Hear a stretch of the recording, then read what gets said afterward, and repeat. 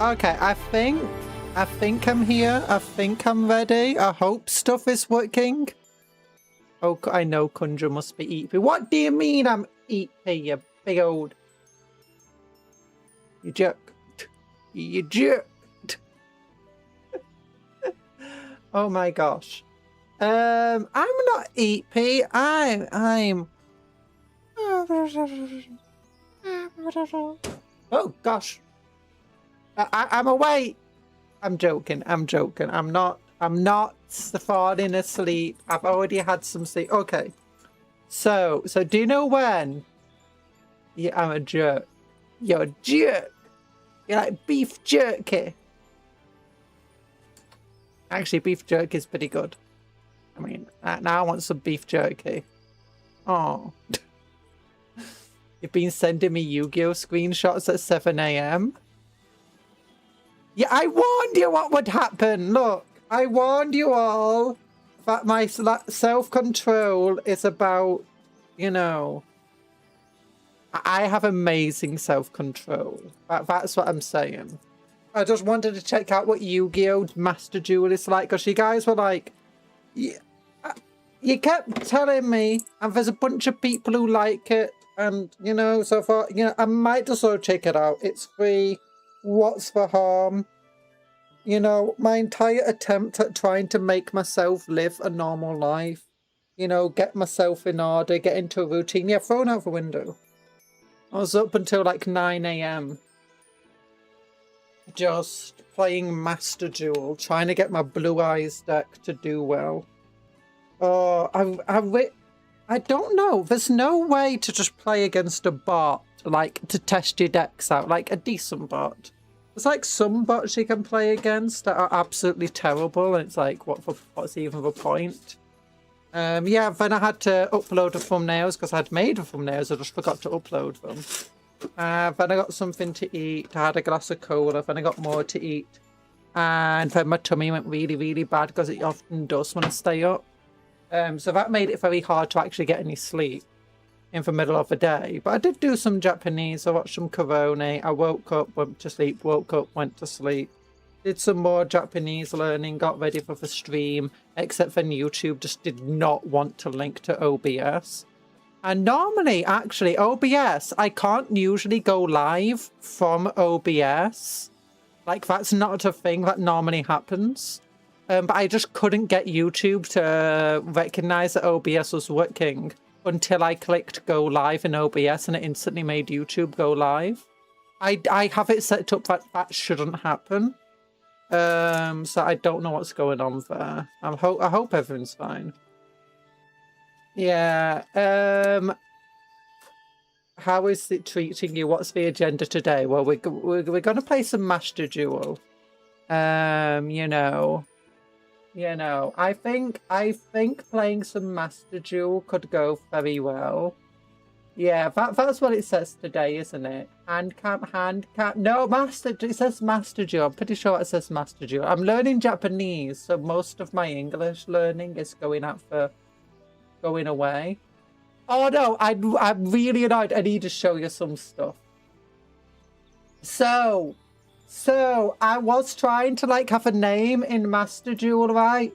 And I tried putting Cupcon in, it wouldn't accept it. I tried putting Cupcake in, it wouldn't accept it. It's like, oh, it's restricted words. Restricted words. I'm like, no, it's not restricted words. It's so eventually the only name I could get to work with it was, I'll show you, Arena.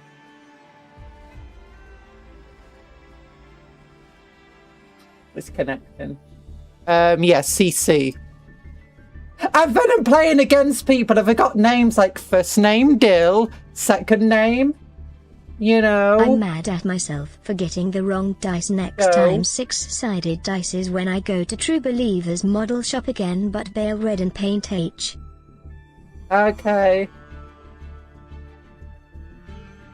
6-sided dice. Get yourself some 6-sided dice, yeah. Well, yeah, I'm playing against people. I've got all sorts of weird names. I was like, how are they not banned? But Cupcake Conjuror is banned. I think they just realised I'm just too powerful, you know. Here's my... Do you want to see what I did, though? Yeah, look at all these decks. I got a Dragon Maid deck. I've not actually designed a Magical Blast starting deck. Oh, starting deck. What the heck's a starting deck? Crimson Power Force, Crimson Cyber Kaiser was free, Crimson Power Source was free, Zero to Future was free. But I made a Blue Eyes deck. Do you want to see my Blue Eyes deck? Do you want to see the cards it's got? That's a weird looking Hellrake. It is a weird looking Hellrake. Hi, Vince Falcador. Cuptle, stop eating me. Stop it. I'm not a banana. Yeah, I'm still trying to figure stuff out. Can you see one of the cool cards I've got? I got Ash Blossom. Yay. And I've got another... What is it? This one. Also, I've decided this card needs to go away. There's no point keeping it. I'm struggling to decide what to keep into my deck. So, Cyberman is good. But he needs to be normal summoned or special summoned, which kind of makes him weak. This card, amazing. You need 3 of it. This card, also amazing. Except if it gets destroyed, it does remove all your cards. Ultimate Fusion, maybe I'll put another copy of it. I just find it a brick too easy if I've got too many copies of Ultimate Fusion. 2 Cyberman, absolute greed. It's not just any Cyberman, it's Cyberman for Legend. But yeah, there's a lot of cards I'm kind of struggling with here. Like, should I have them in my deck? Should I not have them in my deck? I looked up some Blue Eyes like decks and stuff that people are using, except they don't feel like a proper Blue Eyes deck. They got all sorts of weird stuff in it. I might make like a Blue Eyes Dark Magician deck. That might be fun. I also managed to get hold. I did multiple of the pools that had these shining dragons in, spirit dragons, sorry. But I just dragon horn and 3 blue eyes, white dragons. Yeah. I got Lord of D. Well, actually, I've got the King of D. I've got the Dictator of D. Keeper of Dragon Magic. Cyberman. Only a woman, Ash Blossom. I got a couple of these things. In the end, I decided to get a second one because this has just saved me so many times. And I can actually add it to my... Oh, wait a minute. Is it this one? Oh, no. There's a specific spell that said I could add a card that allowed me to add a fusion card to my hand. Oh, I can't remember which one it was. I think I might have accidentally got rid of it. Oh, is it this one? Oh, it's this one. Yeah, Keeper Dragon Magic is amazing with that. But yeah, so this is what I've been doing. White Stone is kind of useless. Yeah, say that, but one of the things I found is kind of useful about it is... For at least one of them. I have this downloaded, but I neglect it. I'm going to learn to Peter you. You're going to learn to Peter me. One of the things I found of it is like, if I play this card, it's discard 1 card to add 1 polymerization. What I find is, if I've got White Stone or Legend in my hand, I get a +1. It's not a negative all in all. Like, I get rid of White Stone off Legend. I get to add a Blue Eyes White Dragon to my deck. I get to add a Fusion card or polymerization to my deck. To my hand, sorry. So, you know, it combos well with all of these discarding effects I've got all over the place. But yeah, it's not the best. The other thing is that I feel like I need more monsters. I need more starters to the deck, but there's not actually a lot of cards that are very good in this deck. For Blue Eyes cards that are very good starters. This card, absolutely amazing as a starter. And the other thing is, if like I try playing this card and then it gets blocked or whatever, it can really just smash you up. So it's... I need to like find other cards I could use instead. Oh, I don't know. But yeah, that's what I was doing last night. Save and return, yeah.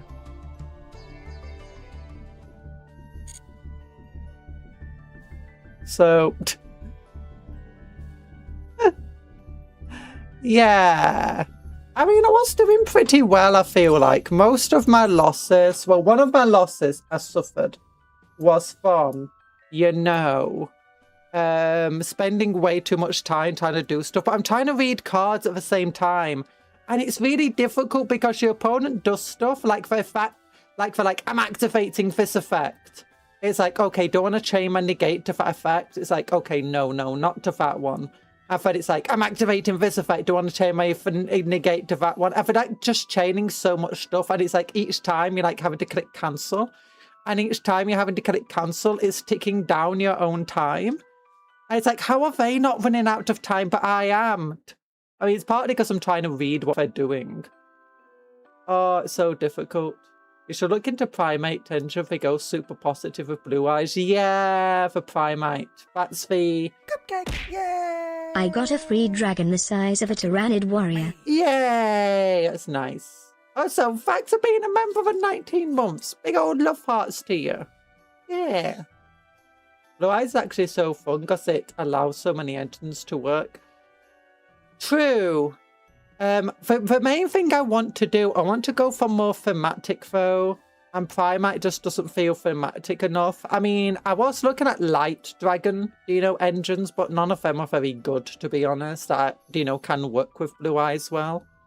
I'm also looking at Dark Magician potentially because the lower Dark Magician-y themed cards can actually work quite well with my deck because one of the major cards we have is literally it's just any spellcaster I can use as a link, which will add Mausoleum to my hand, which is our field spell, which will allow me to send a Blue Eyes White Dragon to the graveyard to increase the strength of cards. The other thing is just trying to figure out what all my cards do and trying to remember properly what everything does. Because I keep one of the other things I keep accidentally doing, I would have won a game like a turn earlier and much earlier if I went to do an attack but accidentally instead activated an effect of a synchro monster and its effect was just to destroy itself.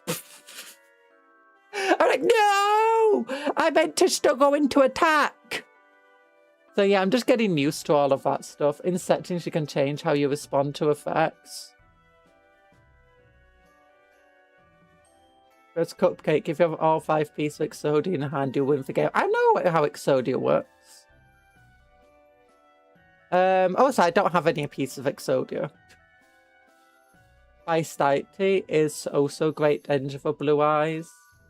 And it's thematic because they are dragons too. I know Primates are all of the good engines of blue eyes are pretty much either spellcasters or dragons.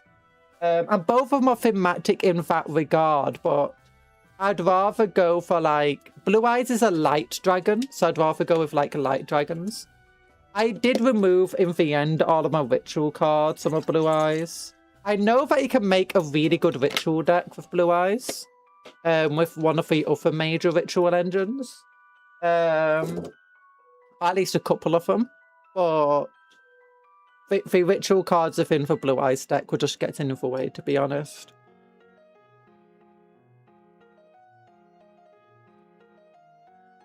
One single copy of Magam Hut. Okay, you're gonna have to like tell me this later.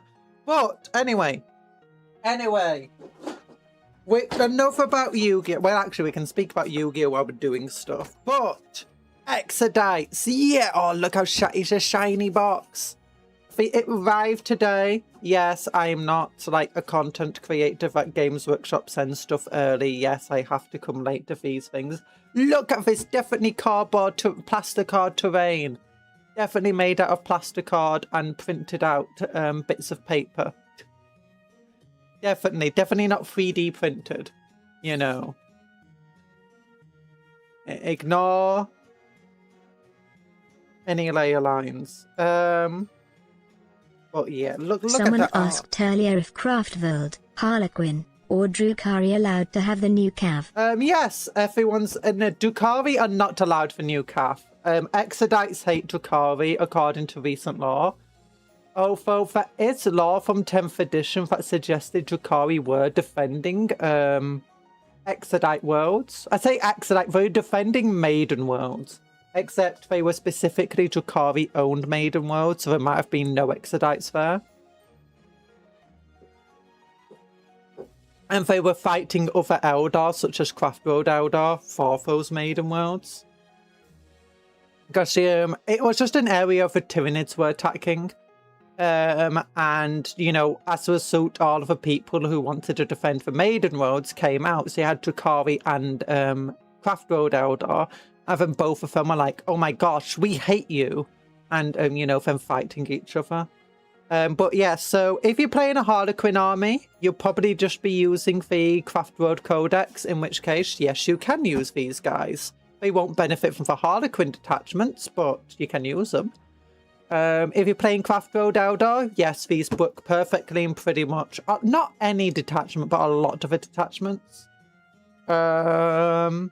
If you're playing Corsairs, you can also use them.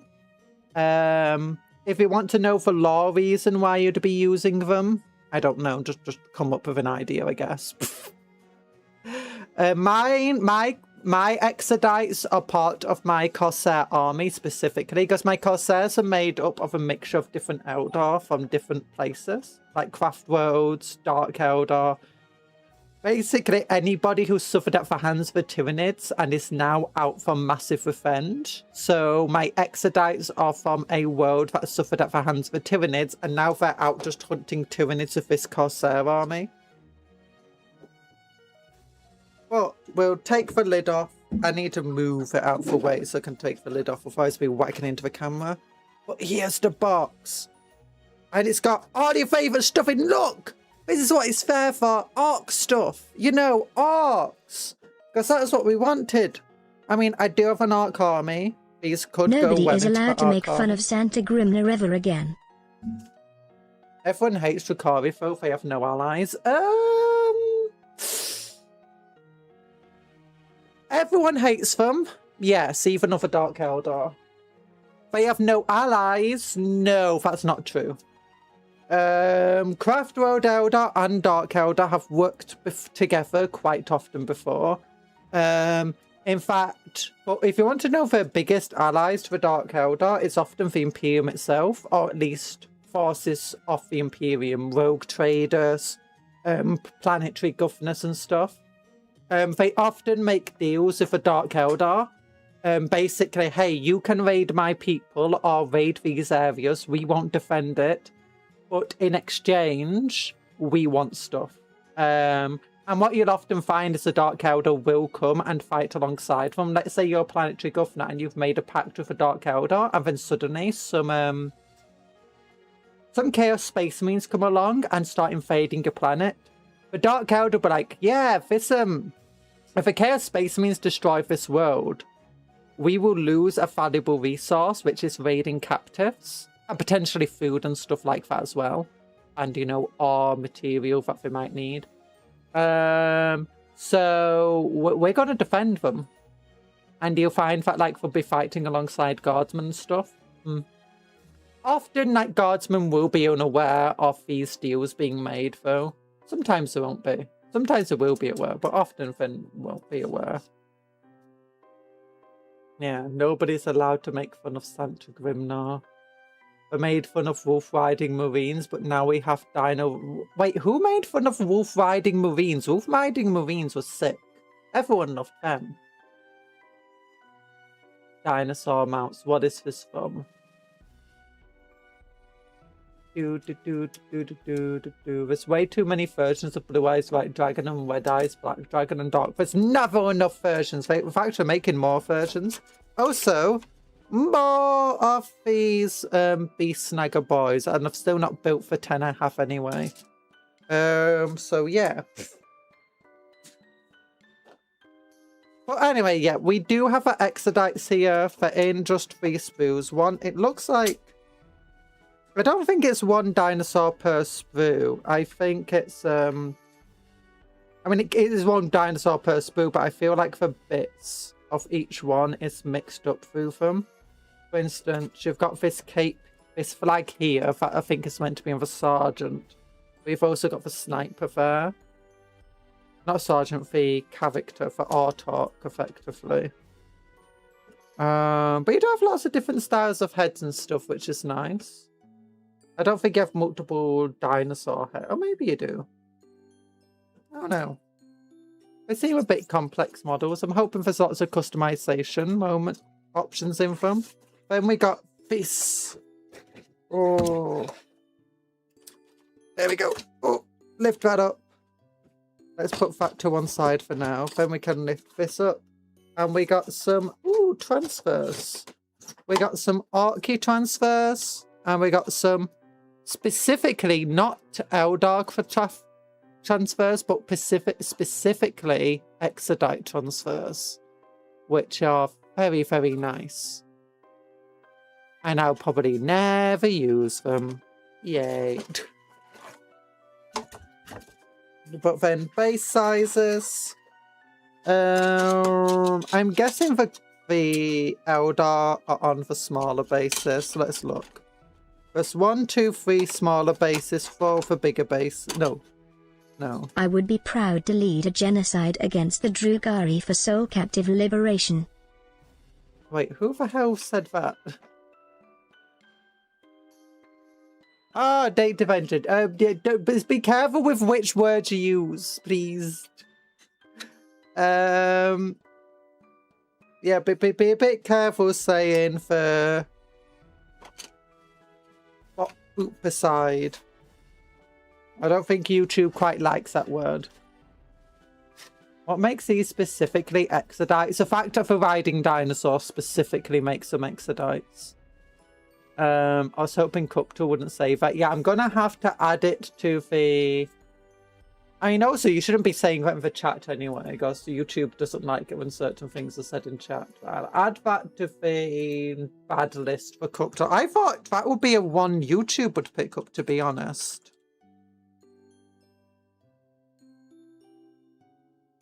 Okay, I've added it to the bad words. There we go.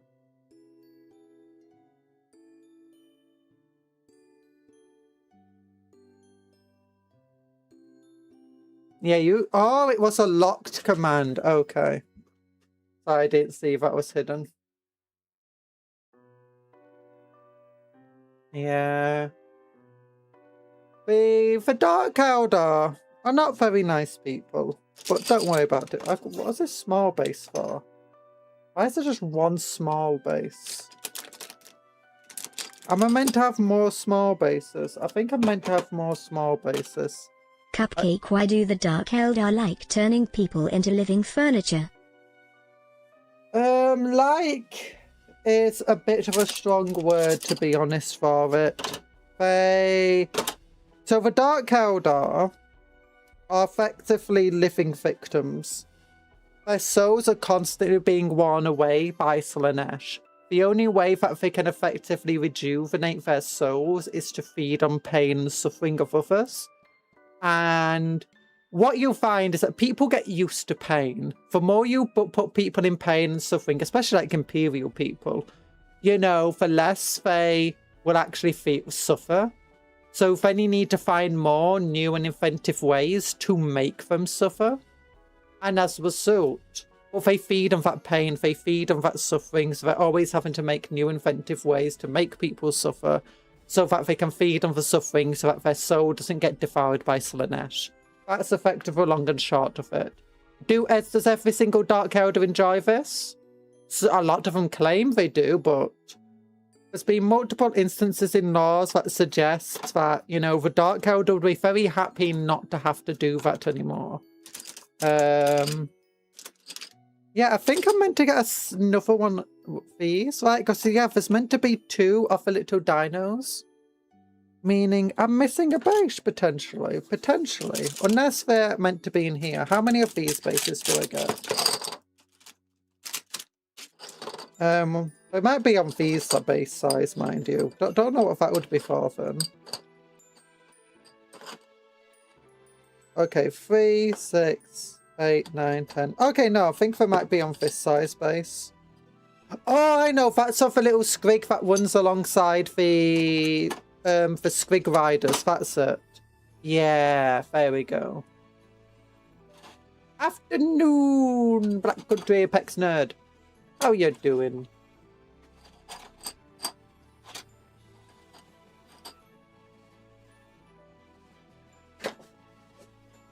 So yeah, we got the correct basis. I've realised I was a bit confused.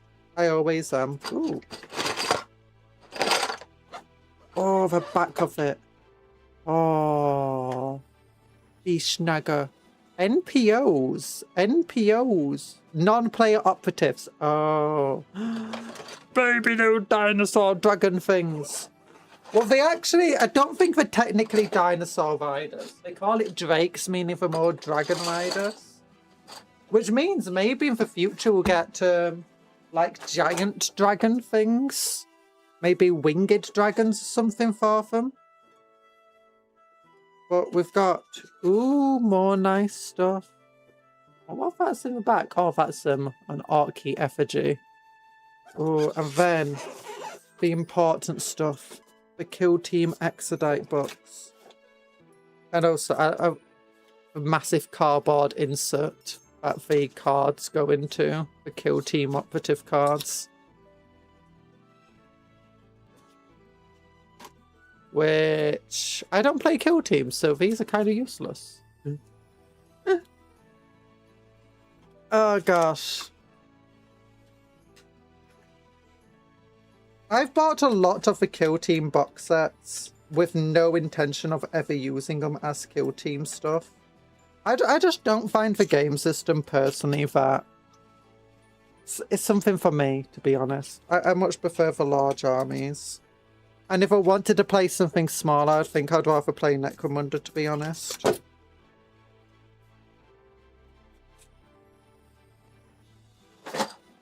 Okay, but we've got all of this stuff. I couldn't tell how you're doing. Who uses that? For a very small base, I think it's the squig token for the Orc Riders. Oh wait, here's all our tokens. There's a base sizes here.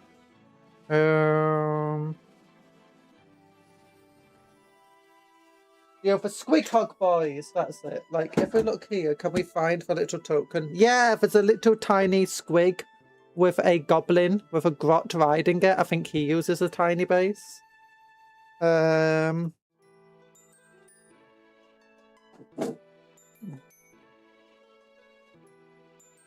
Maybe we'll get available stock of a first box. There we go. Okay. We're being invited to Smash. No, never mind. The envelope's empty. Why do we just have like 3 envelopes here? We got like an envelope with each of the faces on it. It's like, I guess it's just if you wanted to send any of them a birthday card or something, you know. Awesome. Hope you're building him first. No, we're building him on Wednesday, probably. It depends if we finish these guys pretty quickly. Instruction book with lots of people in. Look at him, he's got a little wheel as well. Oh, it's hilarious. Wait, is that a unicycle squig? There's no front legs and there's no front wheel, meaning he's riding a rocket-propelled unicycle squig, sorry. And what's he got? Is that a golf? No, he's wielding a nail as a weapon. Oh my gosh. That's the coolest guy in this box. What the heck? Oh, it's not a grot. It's a snotling. It's a snotling. It's too small to be a grot. So the like 3 sizes of orcs is grot, which is a middle size. Orc, which is a big size. And then snotling, which is a tiny size. And then obviously you get things like knobs and war bosses being even bigger and stuff. But you do also get grots that are bigger than other grots, so. And it's about that small base or stuffy space comps some of the figures. Snotling Rider box plus accessories. Yeah, it's a Snotling Rider box plus, you know, these other guys. I mean, at first I was excited for the Exodites, but I never knew you had a little Snotling with a... Oh my gosh, this is a lot of instructions of building them. So we're going to build them with Lancers, because honestly it's the best points one for us, because I won't be able to fit the other ones. I can fit 2 squads of the lances in a single army, because that would be 180 points. And it'll fit very nicely and snugly in my army, which is just lacking about 190 points. But the characters are altogether 210 points, so I wouldn't be able to fit them in my army at 2,000 points. But here's a book. It's a very nice book. Kill Team Exodites. We'll read this fully tomorrow.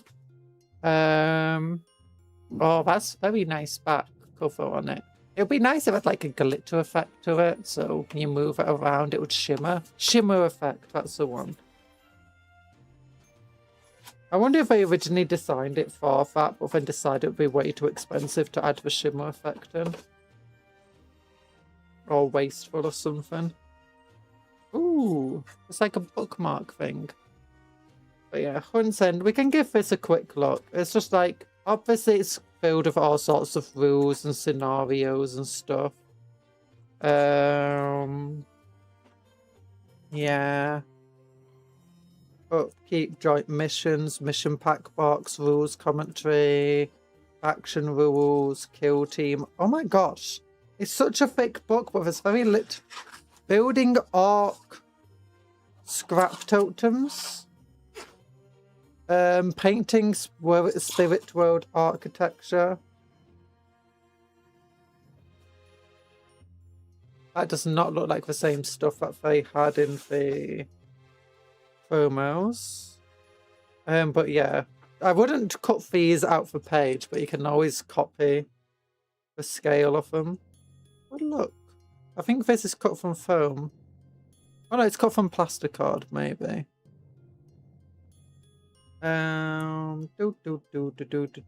Building scatter terrain. Oh, they're using actual organic matter in it. I wouldn't have expected them to use, you know, a random stick and bits of wood. It works though. Clan of the Sacred Claws. Okay, there's still at least some lore in here. Although not as much lore as I would have liked.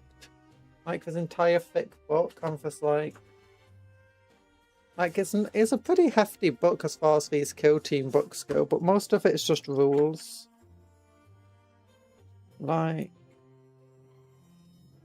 okay, here we go. All of that is rules, and then you got this, which is then you got a bunch of making terrain. The making the terrain's pretty cool. So that's the actual lore, but we'll read that tomorrow. We'll read that tomorrow. You get an obelisk too, fan? You get an obelisk too, you huge obelisk fan? I'm more Ring Dragon of War, to be honest.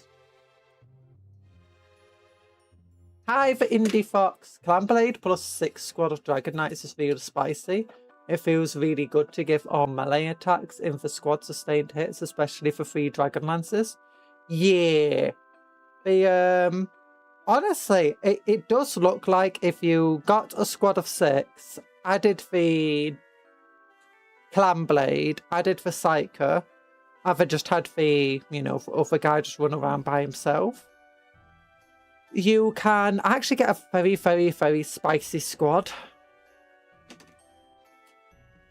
And, you know, it's not actually bad points for it, because it's 210 plus 180, that's 390 points for 9 models that have a lot of wounds, decent armor save, decent toughness for an Eldar, very fast. I'm a Slifer for Sky Dragon fan. Nice. Wait, I need that instruction book. Where'd it go? I threw it over here. Ow, ow, ow, my hair.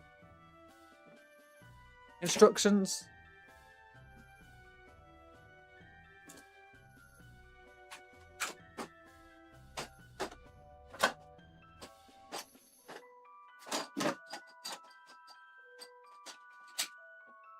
And obviously basis.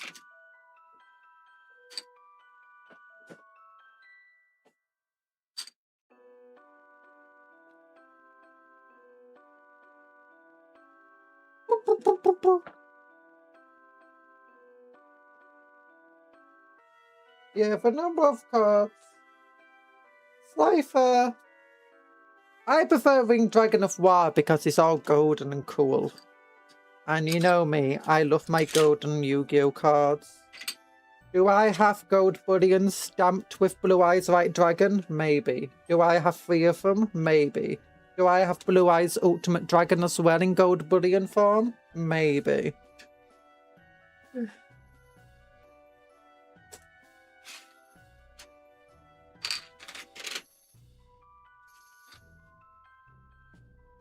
Oh, there we go.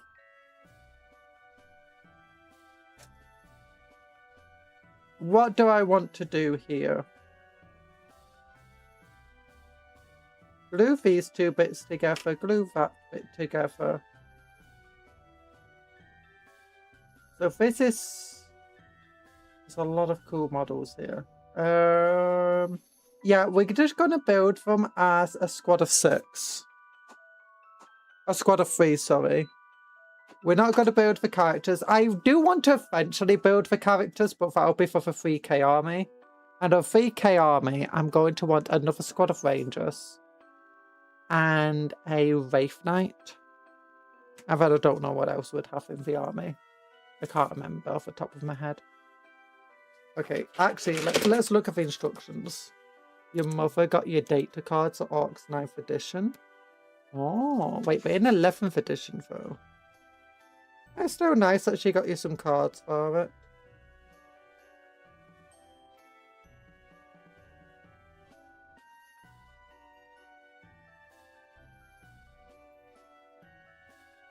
There we go. There we go. Okay, what size bases are we on? I just want to make sure that they are the correct size. 75mm. And of these 75mm, easy way to check. 75mm. Bing, bang, boom. Yeah.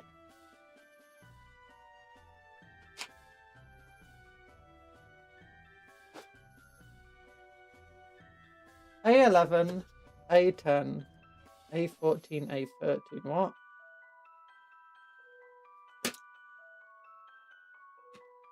A11, A10, A14, A13, A17, A15. Oh, we got little arms.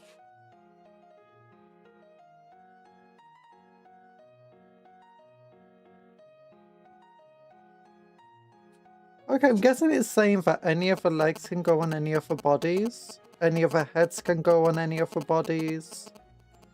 Okay, that's actually really cool. Any of the arms too. Okay, just give me a moment. I'm getting a phone call.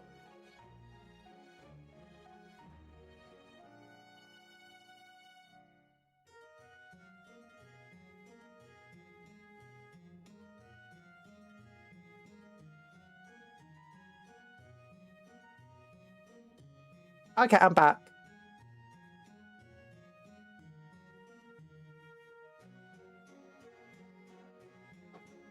Do.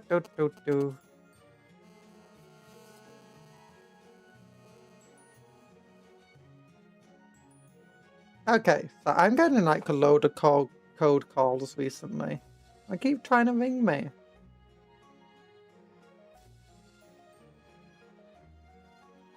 There we go.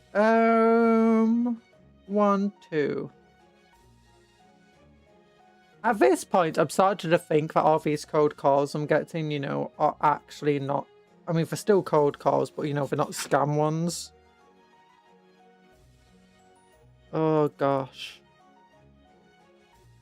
But it's like, if a company really wanted to contact me, there's like a billion ways. And calling someone on the phone is the worst way.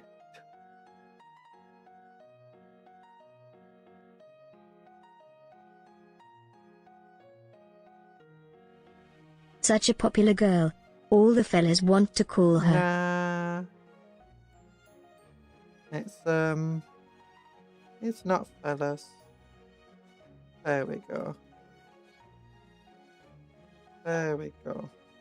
Okay, we've got a body. So it looks like any of the arms and any of the necks and any of the heads and any of the legs and maybe any of the tails. Can any of the tails go in any of the bodies, or the tails specific? Okay, the tails are specific. The ones that are highlighted orange are the parts that can go on any other model. That's nice though. I like that. I always say if they need more, just like have all the bits be interchangeable between the different models.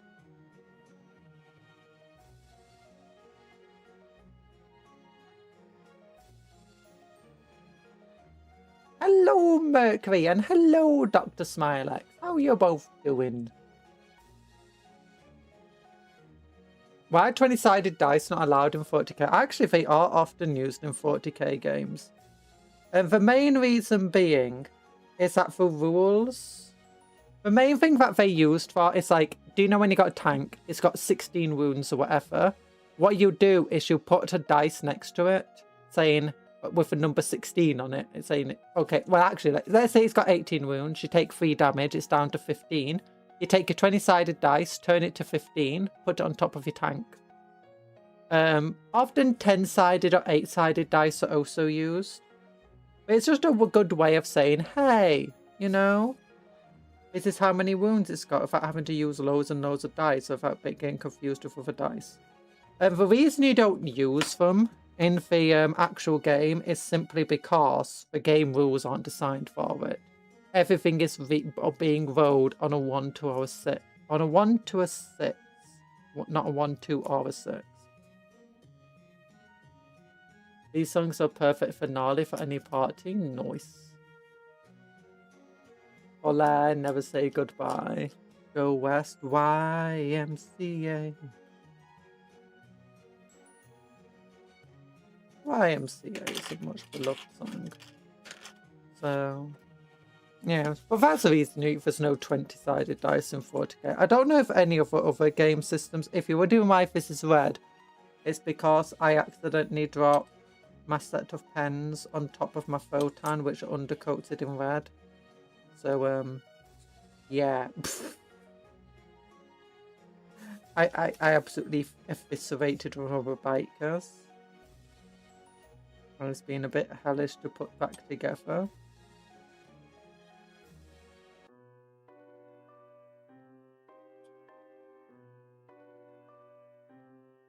Okay, I have a question. Are the Exodites the same base as Chaos Spikes? Right, 75mm bases. So it looks like they could be. Let me give you a look. I think these would be a bit thin for a Chaos Space Marine to ride, though. Anything new? Ooh, wait. The new knobs. Yeah, we knew about the knobs, some of the codex. Reading through. They look cool, I guess. I'm guessing lots of customizability. New bikers are definitely way cooler than old bikers. But let's look at Chaos Bike. I think they are on 75mm. But these dinosaurs definitely feel a lot thinner than what a Chaos Space Marine would be able to ride.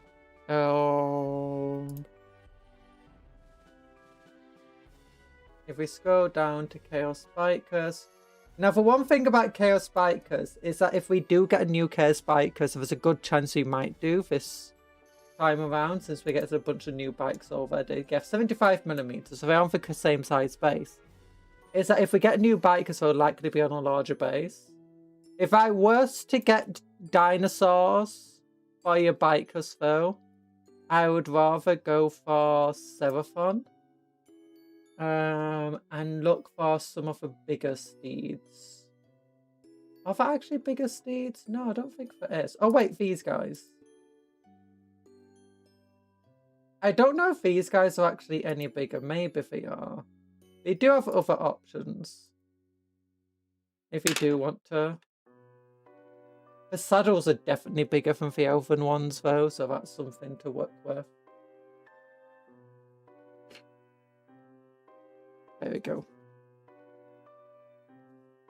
Okay, so then in theory I should just be able to take this leg.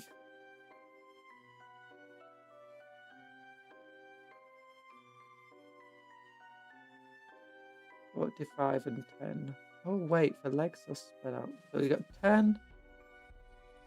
Oh, is that an arm? Oh, that's an arm. Okay, that makes more sense. Yeah, okay, so we take 46.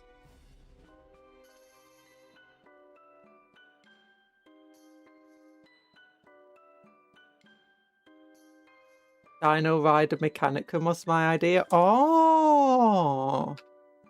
Dark Mechanicum Dino Riders. That could work. I guess. You'd probably want to mix them up with the Sulphur Hounds to some extent.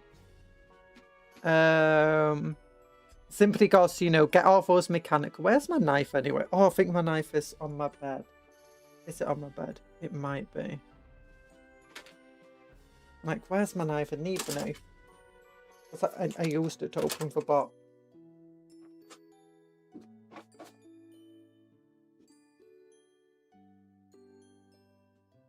Cupcake, why do the Eldar dinosaurs look like velociraptors? There we go. Not quite on the bed. It was on my bedside table. Yeah, I'd suggest getting some of the Sulphur Riders. Getting some of like mechanical parts of the Sulphur Riders. And like, you know, replacing maybe legs and heads of the dinosaurs with the mechanical parts. Then put the Skitarii Riders on top. Do elder dinosaurs look like velociraptors? I don't think so. I mean, if you mean Jurassic Park velociraptors, definitely not. They kind of got a rough, similar shape to them. I would definitely say not the same there. If you mean real life velociraptors, then no. Ow. Sorry, accidentally stabbed my thumb. No, velociraptors look... Velociraptors are very weird as far as I'm aware. Are very different from what they are in the films and stuff. Because the film's actually based on a completely different dinosaur.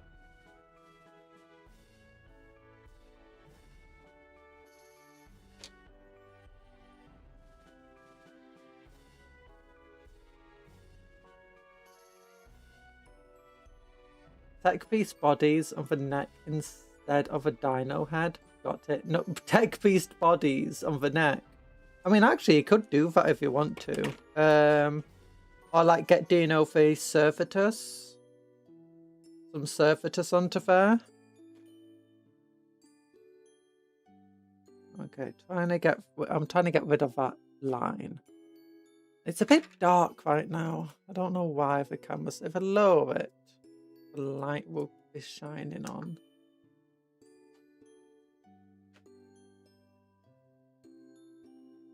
It might just be me. Is it for white balance? Oh gosh, never mind. Yeah,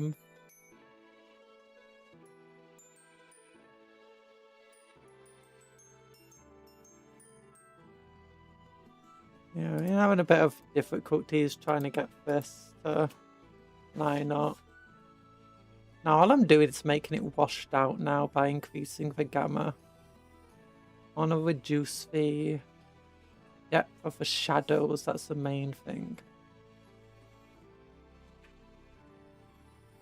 A line from Vox Machina, we are his blood.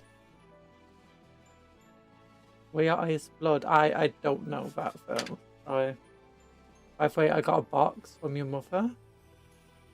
You got a box? A box of what? The box of the Exodites? That was really funny if you did.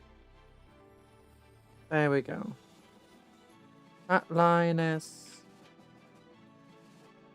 Okay, this one should go on better. No, never mind. There's a big old bit of spool right there that I missed.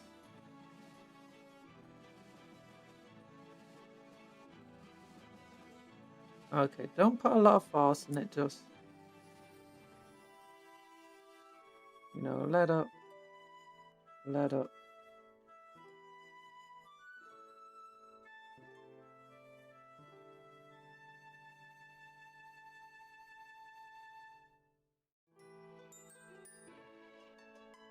Then we can use this. There we go. I don't know. It's a box. You got a box? Oh, you just got a box, you mean? Like just a little box. There we go. So yeah, for any other legs can go on any other bodies. That's cool. I like that.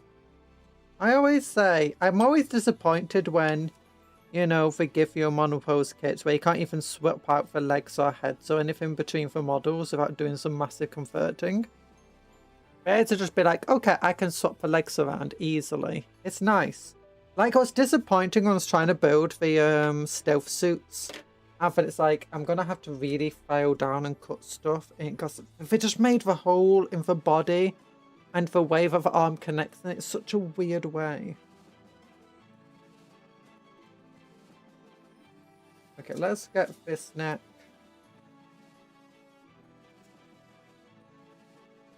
And maybe these arms as well.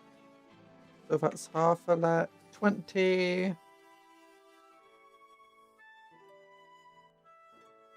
How many heads are there? There's 2 heads here of the dinosaurs. There's 1 head here. Yeah, 1 head here. And there's 1 head here. And there's another head here.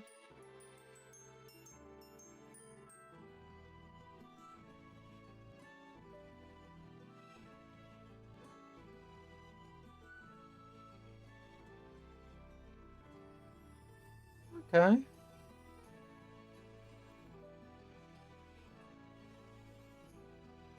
Interesting. There's quite a few different head options at the very least. Okay, so we got piece 20. I need piece 19 or 21, I'm guessing. Oh, that's like the tongue of the head. Okay. Oh, no, never mind. Never mind. I thought some of the heads might be for the little token dudes. 2-headed die. Just a sealed cardboard box with something inside. What? Oh, well, if you're allowed to open it, open it! 18! Okay, it was 18 we were looking... No, was it 18 we were looking for? Oh, no, wait, there's 2 neck pieces here.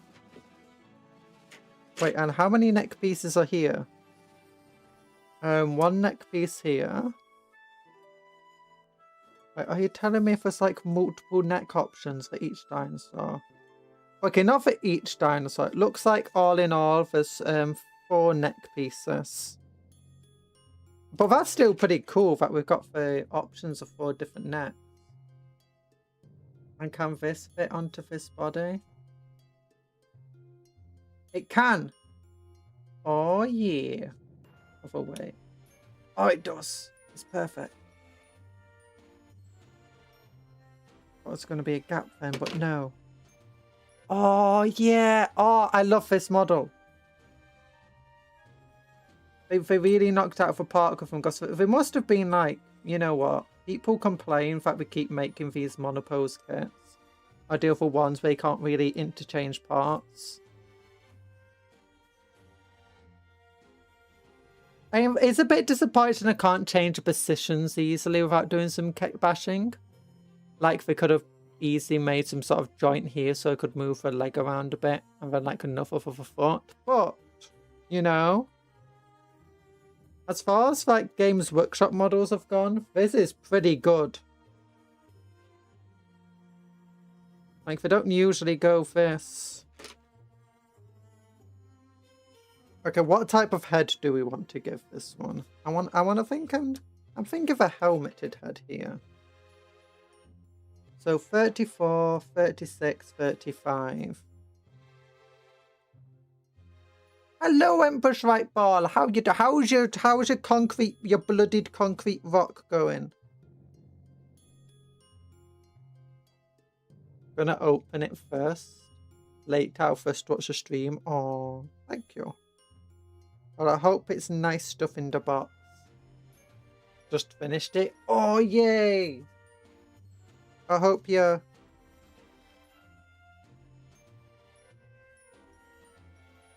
I did see you put out a shot with your painting it.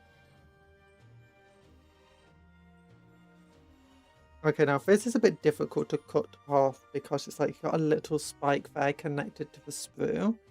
And a spike here connected to... It's very thin connections here. I'm trying to get my clippers into them.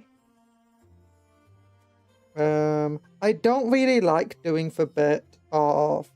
I like trying to cut the bits flush to the model because I don't like having to deal with big bits of sprue being cut off everywhere. And also you have to do way more work trying to file it down.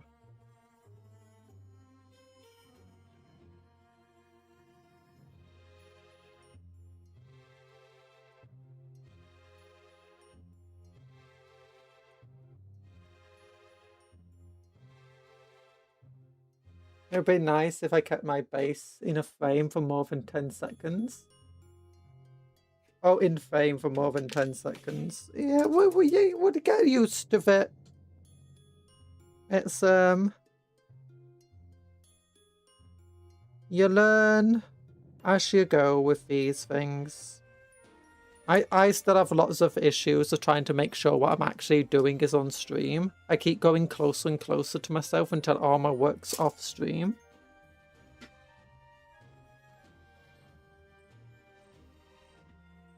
There we go. So... Okay, if they're not as complex as I thought they would be then. Considering that they're fully... With being fully interchangeable, that means you can...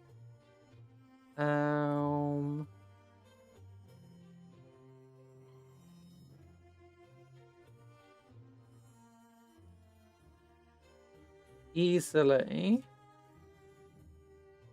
just build them without looking at the instructions. Just follow the numbers to make sure that the bits are at least lining up to some extent. So we got a nice head here with a nice spike on it. I wonder if we can give a dinosaur a gun. Oh my gosh, intelligent dinosaurs with guns. Like the Exodites ride them. But the way this is connected, you can actually like move a head around a bit like that. Or like this. Oh, it actually looks cool. Like, wow, bird. It's a big old bird. That's why we should always gamble. Wait, you got the jackpot, but it didn't... Oh, it didn't give you stuff, so it's glitchy sometimes.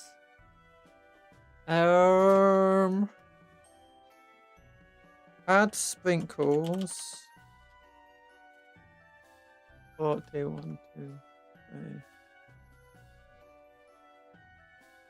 At Empress White Ball. Oh gosh, darn it. That was wrong. Add Pringles. Smilex doesn't know I send a pipe bomb in the box. No, don't do that. Also, be careful with what you type into things. You know, YouTube is very... And with AI and stuff at the moment, it's like... We don't want to be saying stuff that's going to be... You know, getting YouTube bonking me over the head. Yeah, I'm probably gonna have to do this. I'm gonna once again. There we go.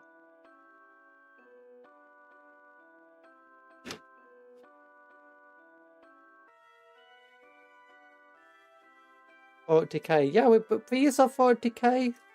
They're for Exodite models. For Exodite Eldar.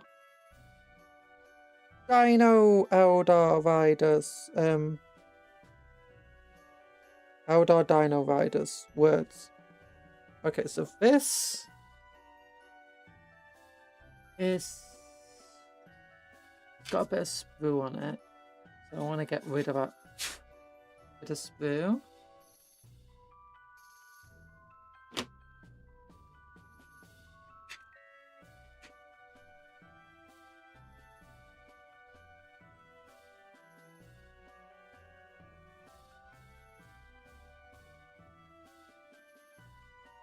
There we go. Yeah, Cupcake is the kind of thing Cuptle would do, you know. So don't worry about it. It's just a harmless prank.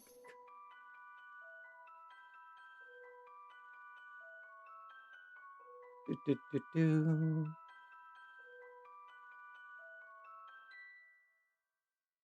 There we go. Yeah, sometimes I don't understand why stream avatar sprinkles don't always work.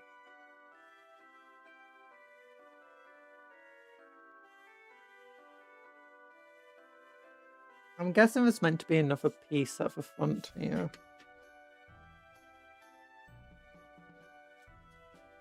And that'll be this one.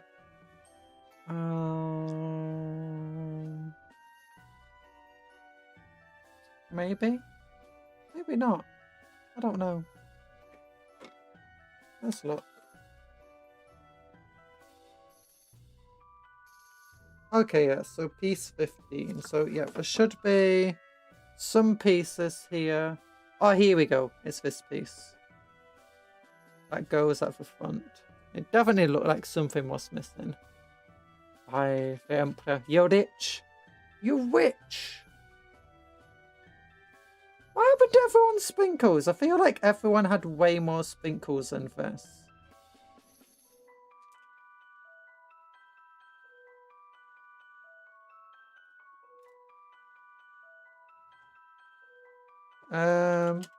Leaderboard. You know, let's do a leaderboard. Let's see if the sprinkles did get reset at some point. Okay, no, they didn't get reset.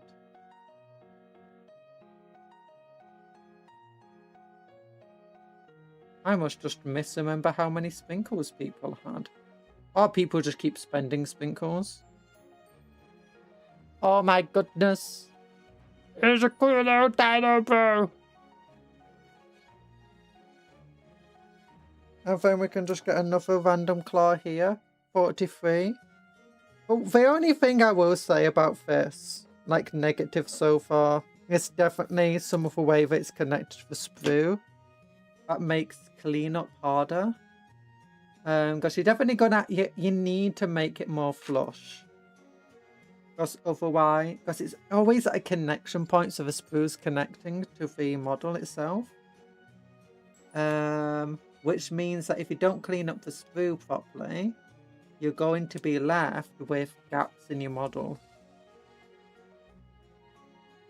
And also sometimes on detailed bits as well, like that hand.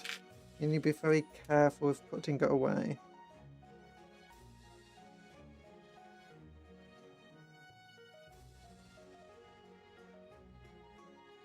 Oh wait, there's even two hand options here. One open, one close. Wait, is there? Or did I just... I think I might have stolen the wrong hand. Oops.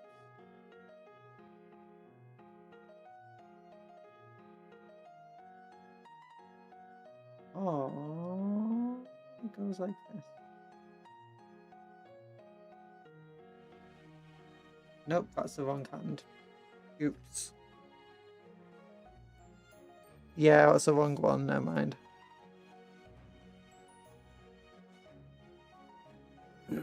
Native engine has 187,000 sprinkles. Yay!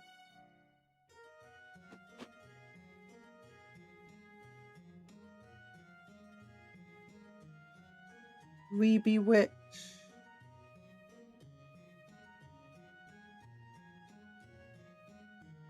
We be rich.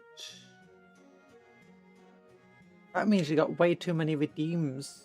You got too many redeems. You know, if you want to be less poor, you have to watch more streams. And you have to be here just always. Because the more you're talking, the more you're on the stream, the more sprinkles you get. Yuck! That means, and you better like the stream. Liking the stream doesn't give you sprinkles. I can't control that. Oh, we got our first dino!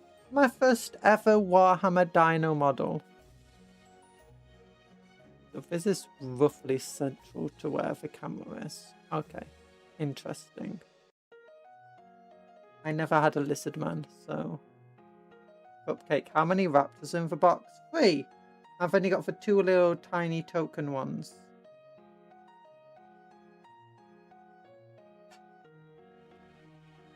What are the slots in the base of a foot for?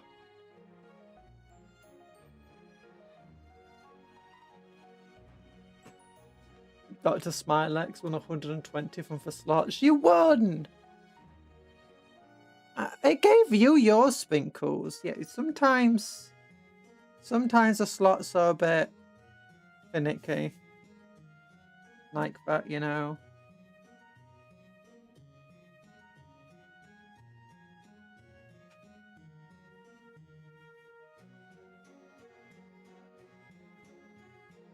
Yeah, that's not actually... For an Exodite Kill Team box, you get 15 Arc models, 5 Exodite models. 1 of the Arc models is a token. 2 of the Exodite ones are tokens. So yeah, this, honestly, it's an incredibly disappointing thing. I'd rather got 2 squads of Exodites. Or, you know... another kill team to be inside it or something. Maybe you'll have some non-player operative rangers or something in it.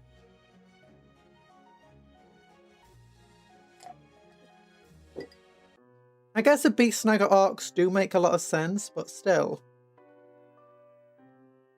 Okay, I'm going to assume that any of the riders can go on any of the mounts.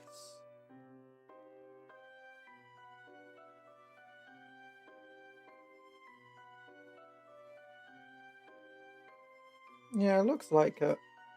Maybe. No, the bodies are not interchangeable. You could probably interchange them, if I'm honest. Oh wait, is that leg a bit off there? There's a bit of a gap. I didn't clean that up very well. It won't be too noticeable. It's fine. I'm not going for perfection. I'm going for just good enough. So I'm guessing...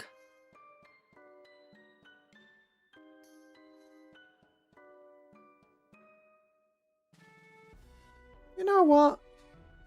Let's try to see if we can put a different body on for different set of legs on. Okay, so we got legs 84, leg 83. Oh, actually, do they go in specific part here? No, I don't think so. Hi, Sarah Dwin, how you doing?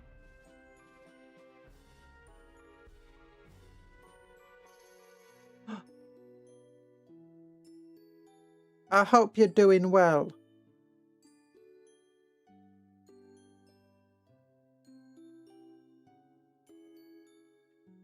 There we go.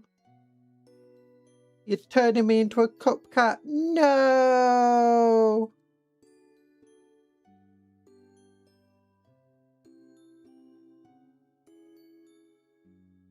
Do, do, do, do, do, do, do. And then, these two be, oh, they do go like that.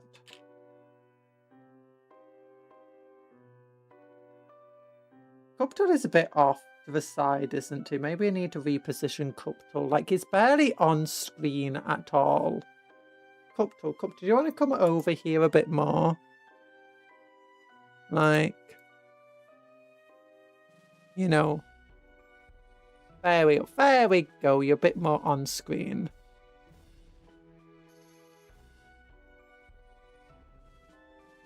Or maybe we could put Cuptle down. No, Cuptle then gets covered up with his down there. I'll put him more like that.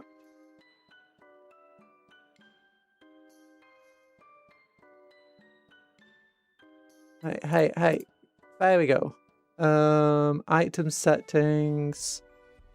Unlock.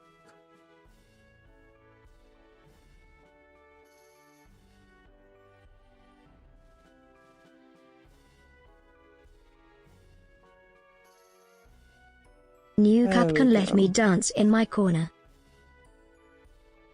Hi Bale, you brought it further forward so we can see you properly. Aren't you happy? Okay, go back. Bye-bye, Mercury. It was nice having you here.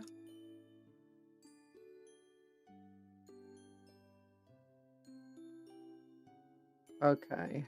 Yeah, okay.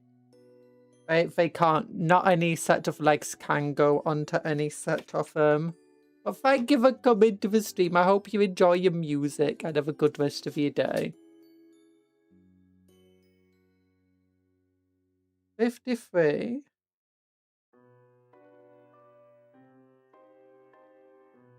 $74.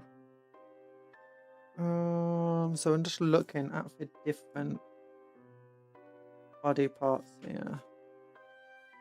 That's the back of one body. Front of another. That looks like the back. 53 and 74. That doesn't sound like it should go together. Let's check.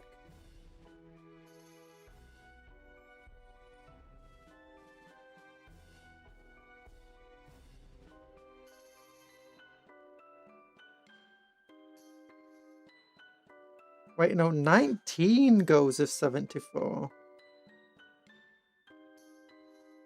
What? Oh, I think any of the front chest parts can be interchanged with any of the other chest parts.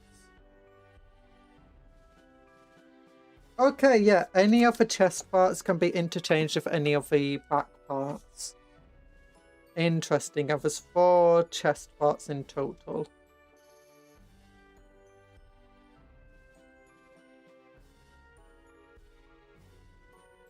I was looking at charts. You lost track of chat.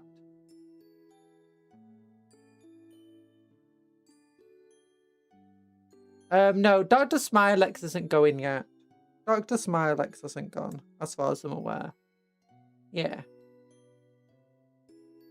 We always need a doctor. I mean, I wouldn't trust Dr. Smilex. You know. Dr. Smilex just wants to put you in a demon engine.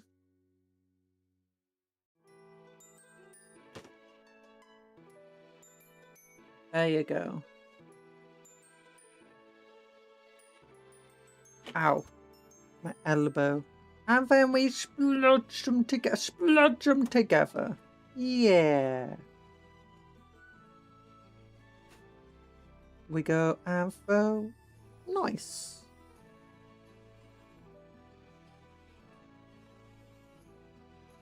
Okay, just cough that up. You're a very trustworthy doctor. I can trust you to put things in a demon engine. That's about it, Dr. Smilex. I wouldn't call that trustworthy.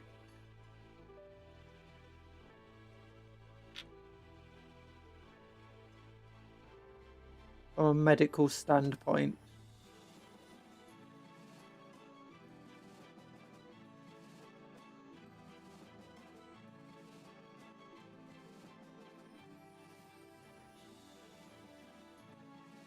Quick, nurse, get me 60 cc's of doom.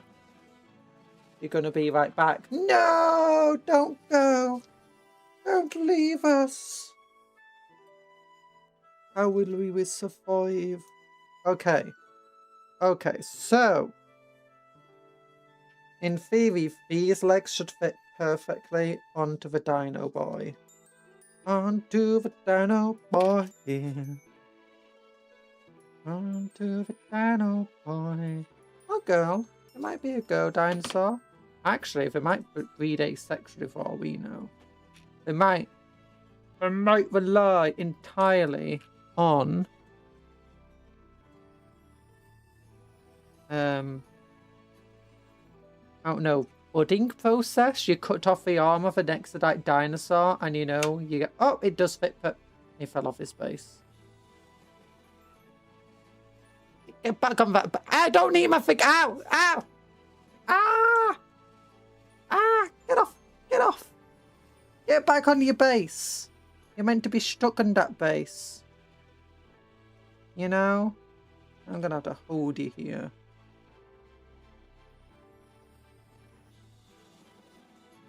You gotta get back to work. Bye-bye, Seredwin. Hope you enjoy your work. I hope your lunch went well. Oh no, you see us at lunch. Okay. Why work quick and you look at the kitty? I'm not a kitty. I don't even have any cat ears right now.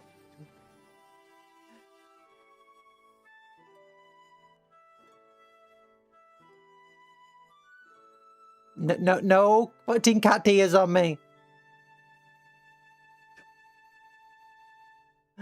Cuptle cousins tried to eat Cupcon. No, I mean, I guess Cuptle is a kaiju, but Cuptle's not a dinosaur. Cuptle is a turtle kaiju cupcake thing, you know? Yeah, for those who haven't seen the lore video, Cuptle, our little friendly cupcake turtle, was once a great big kaiju. Apothecary Fabius Bile, aka Spider-Man. Apothecary Fabius Bile, aka the Spider, was the creator of the Noise Marines. I'm not sure that's true. The creator of the Noise Marines originally is a woman, I believe. Not like genetically created from. She created the Noise Marines. Actually, she created the first sonic weapons that the Noise Marines would use, I believe. She was a musician who was accompanying the Emperor's children at the same time that they started to fall to heresy, and she too fell to heresy. And she... Now, I'm trying to remember this off the top of my head, so I'm not necessarily going to be right here. The largest turtle in fossil record might as well have been a kaiju. I don't know how big the largest turtle in fossil records is.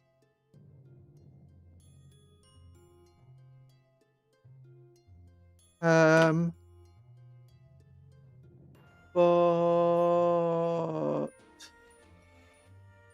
I think there's like some sort of weird orchestral thing.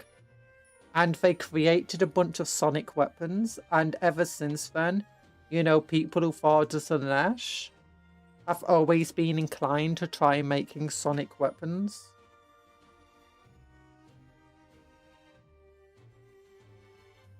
The Noise Marines are bigger and stronger than others, but not all Noise Marines were like created by, you know, genetic modification to create them. A lot of them were created by, you know, basically just a dark power running through them.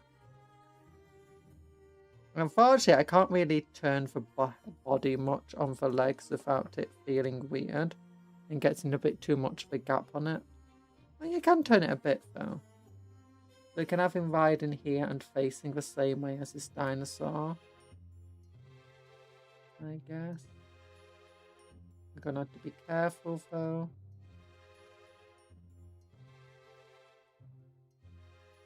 Because that dinosaur's not very well glued to its base.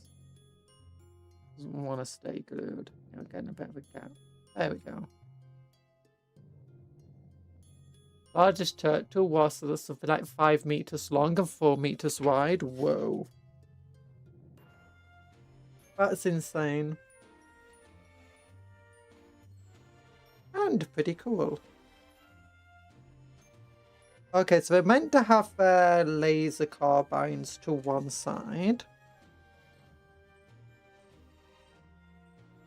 And some pistols, I guess.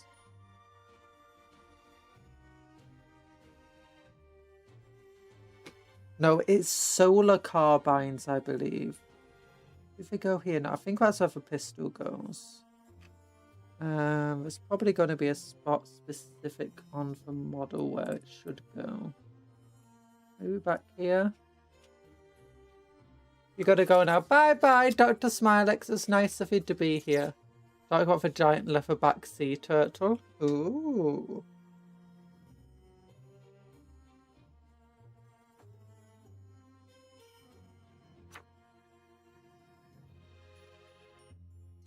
Okay, so that definitely goes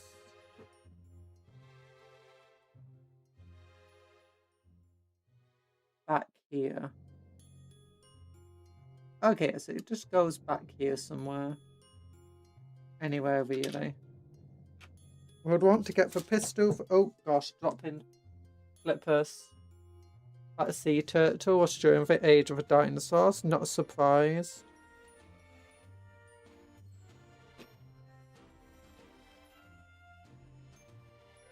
You're talking about a turtle that existed along dinosaurs called for Archaeolon? Archaeolon? I know there's a lot of weird giant creatures back then. Not just dinosaurs. Especially sea creatures.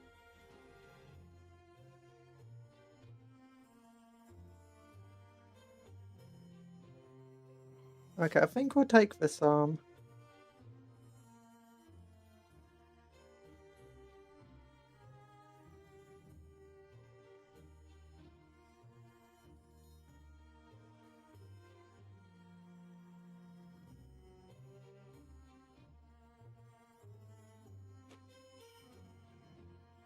Well, I do like my dinosaurs. It's been a long... Actually, no, I've been watching YouTube videos about, you know, evolutionary history recently. Although I don't go exactly massively into depth about lots of things. But yeah, I've not hugely aware of them. That's the ancient leatherback sea turtle.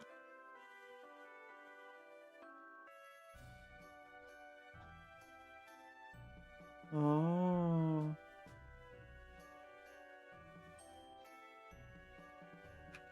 Okay. There we go. Oh, I wonder if I should get some of my Corsair. I don't know if I actually have any spare Corsair, but like heads and stuff. I probably do.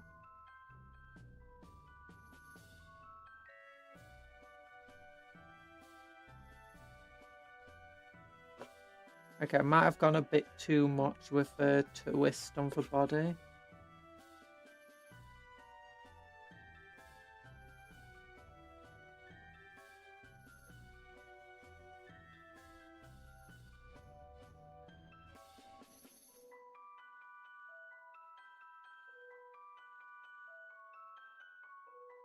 There we go. Paleontology. That's what Ross and Fens was. A paleontologist. I never really wanted to be, you know, a person who studied dinosaurs. I didn't like the idea of, you know, digging in for dirt all the time. I liked studying dinosaurs in books. That's kind of what I liked doing when I was a kid.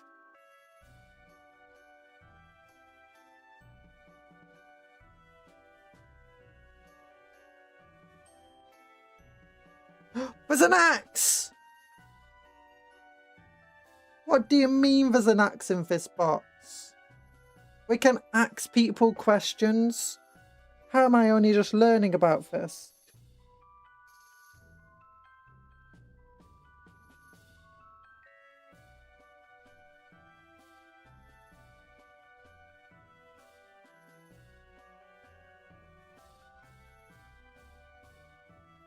There we go.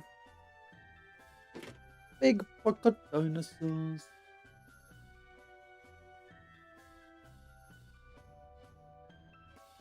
Oh yeah! Love axes. Look at an axe. It's got like a little robe attached to it and everything. Oh gosh, tail, tail, tail. Catching my gloves.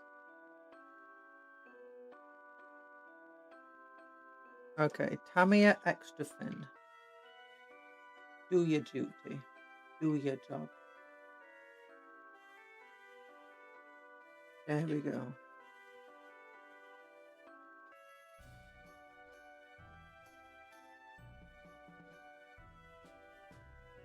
Okay, if we move this around.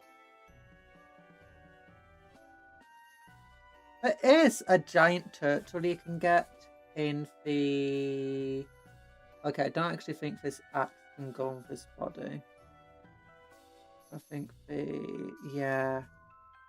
I think it's meant to connect to something here. Unless... Oh no, it goes on the body! It fits perfectly. It's just meant to be even cooler than what I wanted to do. Oh! Beautiful.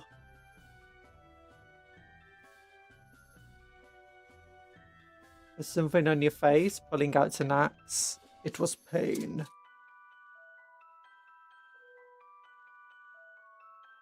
Okay. Oh, that's what I forgot to do. Do I have 41 here?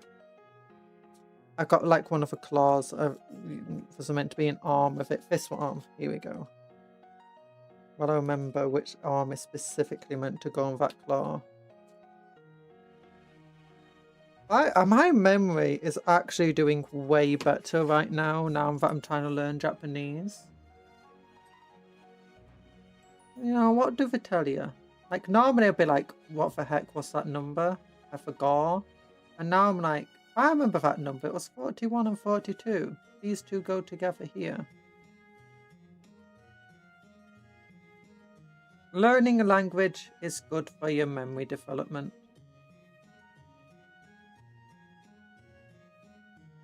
There we go. Oh, yeah. Okay, now I think I needed to cut that down a bit more. I can't find any sprue on it to suggest I need to cut it down more. Well, there's definitely a gap forming, so... Misery word of the day, Exodites. I have Pancreas No Works Exodites video on one tab and Capcom Exodites stream on another and one on each EA. One on each ear. To brainwash myself with Exodites. What do you mean brainwash? There's no brainwash here. We're not doing lore today. We're only building the Exodites, and honestly, it's one of the coolest kits that Games Workshop's done in a while. Like, I really love the design of the new Custodian models. The Dreadnought was done absolutely amazingly, but the infantry were... The ability to pose and move the infantry around without doing some pretty hefty kit bashing. It's not a super hefty, but you have to do some. Was a bit annoying. But they're incredibly beautiful models, and sometimes that's what you pay for price. You lose posability for nicer looking models. And the Exodites I feared would be the same. Crosshair aka Michael reporting in, Mom. Is this overstimulation? Never enough stimulation. You know. But so you often have this issue. Oh no, that's what I feared. That these guys would be similar. Very nice looking models, but no posability in them. And I'm pleasantly surprised to find that there is a whole heap of posability in them. I was wondering if I should glue these guys in. I've decided to glue them into the seat. We have all the posability in the world. Well, not all of the posability, but there's a lot more options within it. It's really nice. Really good. Not quite as good as like the Saturnine Terminators for just super posability. But they're not bad. They're definitely not bad. Okay, let's get this thing mounted on the wrists or whatever. Little force field generator. Exodites are like low tech Eldar. Very, but it's a much less low tech to be honest, and more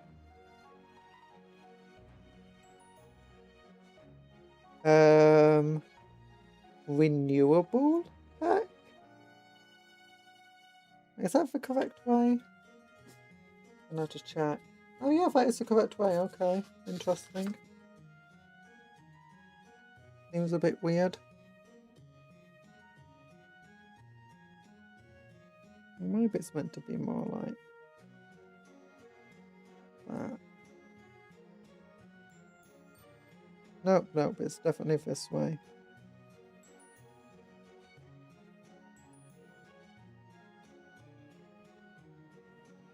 So he's got a force field on his vest, or her vest, their vest.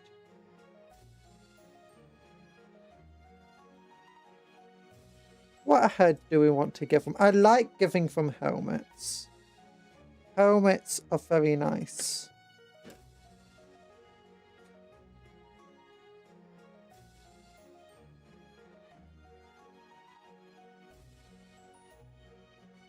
Oh, wait a minute.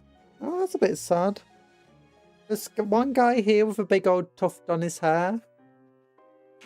There's another guy here with a big old tuft. I don't know what else they would call it. I can't remember the words. And then there's just a guy with a spike on his head. That sucks. Like something a bit different there, if I'm honest. But I like 3 of the tuft hairs.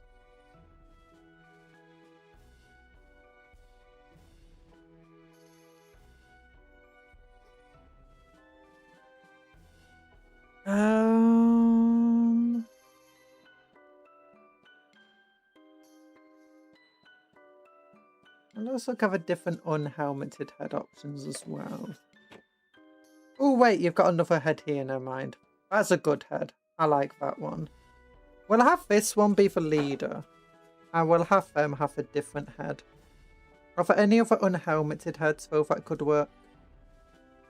I think that one just screams Farseer a bit too much. Or, you know, Psyker.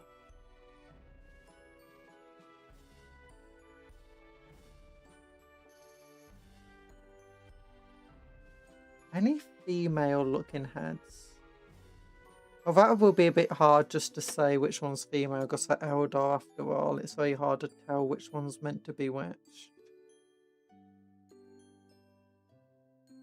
No, I don't really like the unhelmeted heads too much. I think they make great conversions onto Rangers. But as it stands, I think for my cool Dragon Knights, let's give them all helmets.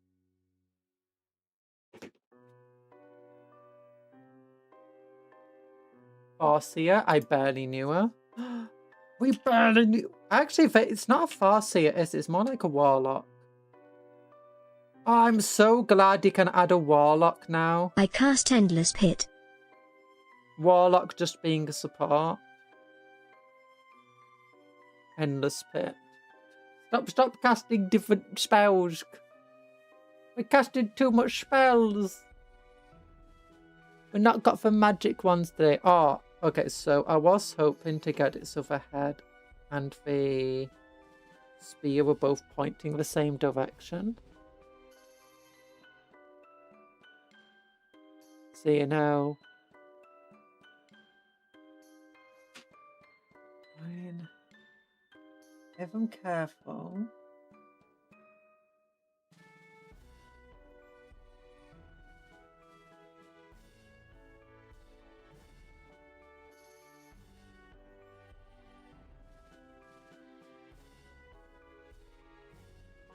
There we go.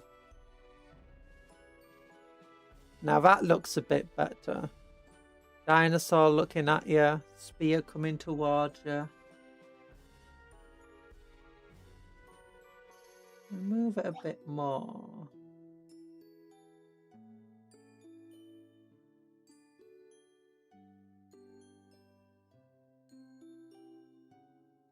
Yeah, that's close enough, I guess.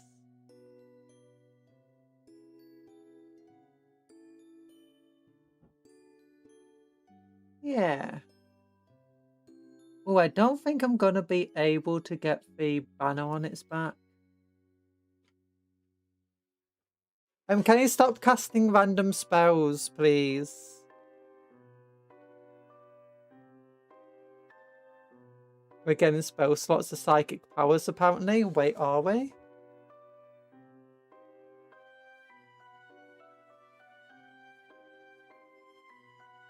or whatever that rules leak is. I've not heard anything about that. No!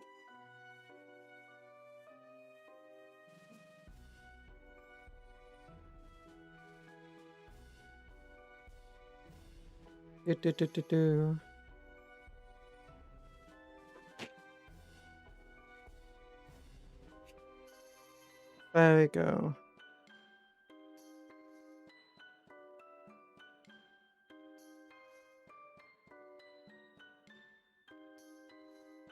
I don't know if I'd want to get from all.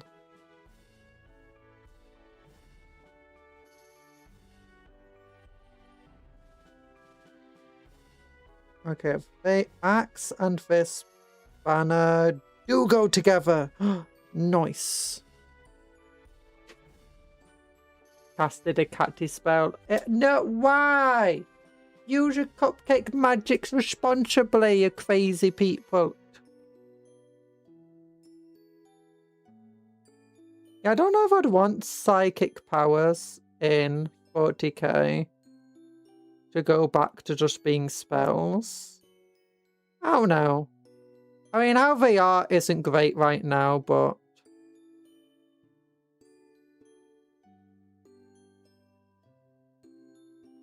the main thing about psychic powers, or at least how they used to be, is that if you played an army without a psyker, for whatever reason, you basically got screwed over. Now, obviously, if you're playing Black Templars, Sisters of Battle, or, you know, World Eaters, you'd have some ability to counter for spells. Well, let's say you just don't want to Librarian your army and you just want to play Ultramarines. Well, kind of screw you, I guess. We're just going to cast overpowered spells and there's very little you can do to stop us. It's kind of just how, like, an opponent with a Psyker would. I also made, like, Sentient armies very strong. And now, that being said, I mean, I did play a lot in 5th and 6th, which was nowhere near as well balanced.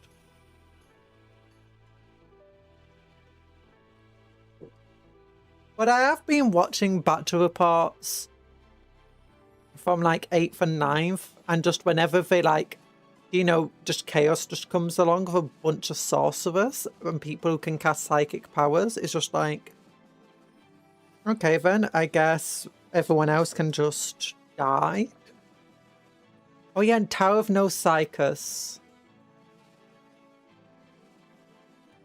So I think it's not like Warhammer Fantasy where everyone has access to magic.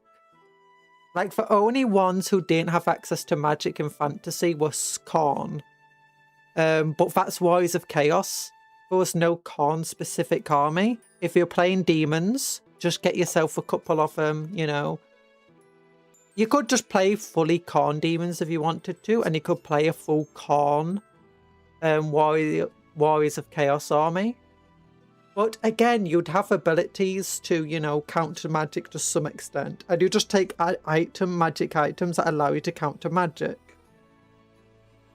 But every other army had not only, you know, a good choosing of mages and stuff. Like, goblins could have lots of magic. Orcs can have lots of magic. Empire, Batonia. Literally, there's no faction that didn't have magic. You know, so just a part to thing, but instead now we've got Necrons, Tau, Black Templars, World Eaters, all of which that don't have psychic powers. So you, and on top of that, Warhammer already has an issue of being too heavy. Which is why a lot of people prefer Age of Sigmar, because Age of Sigmar doesn't have much of a shooting phase. Even if you play a more shooting army, your shooting phase is going to be relatively short compared to playing 40k. And even if you're playing a melee army in 40k, you're probably still going to have decent shooting phases. Orcs especially. But even things like Black Templars and World Eaters, again, have pretty decent shooting access. Adding psychic powers as for own phase, it's just bloating the game even more. Making psychic powers more powerful just means that you're going to have many armies that don't really benefit from it. You already get like melee armies that don't have, you know, the best shooting in the world, complaining that the shooting's not good enough and Tower too strong or whatever. Or Eldar or Necrons are too strong. Then you have shooting armies like the Tau who complain we don't have enough melee, and melee armies are too strong. If you add on to the fact of like, hey, Thousand Suns have just an insane amount of magic. I mean, Thousand Suns already do, but that's like their army rule, basically.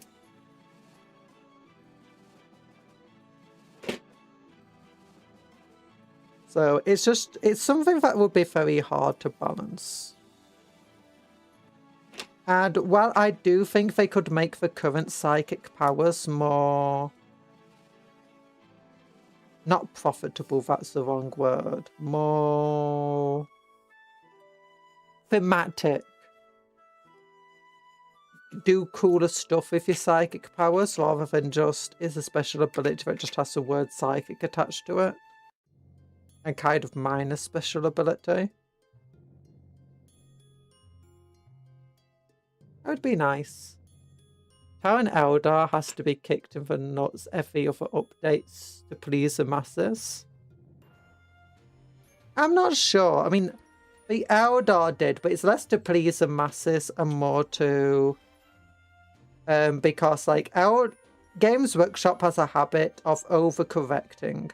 So if an army's too powerful, they'll just absolutely nuff it into the ground. And if one army's too weak, suddenly it might just get massive boosts that just make it way more powerful than everybody else. But when they do these overcorrections, they often have like minor corrections beforehand that just have nowhere near enough effect. I can't tell what she's building. I don't have eyes. You don't have eyes? No! We're building an Exodite. We're building little dinosaurs. If you're just listening to the stream. And they're very, very nice models. We're onto our second dinosaur. They are a bit more time consuming than normal to build. But honestly, these are beautiful models. They're very, very, very nice looking models. The only issue I've had with them is just how difficult it is to make sure there's no gaps because of how the sprue is attached to the model parts, but it protects the details of a model. It's one of those things. You can have something fast, good, I cast Forgive Yourself. You can have one of those things.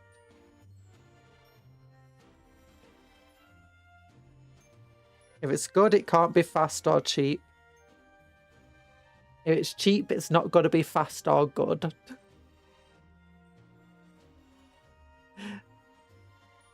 And if it's fast, it's not going to be cheap or good.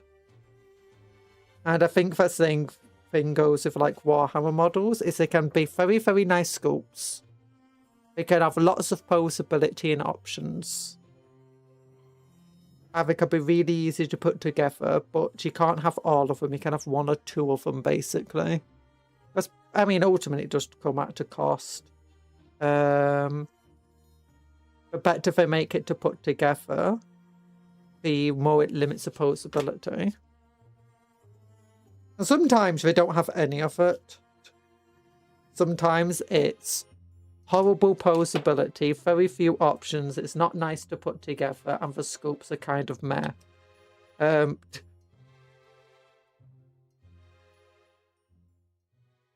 then sometimes you get... Although, honestly, it depends what people say. Different people have different ideas of what's a nice model to put together. I personally absolutely adore putting together the Saturnines. But I know that plenty of people dislike the Saturnines. I think they're just needlessly complex. Which I would never agree with, but it's opinion-based. Unfortunately, There's lots of people who play Warhammer and we all have different opinions than one another, so you can't please everybody. There we go. Yeah, Goomba fallacy.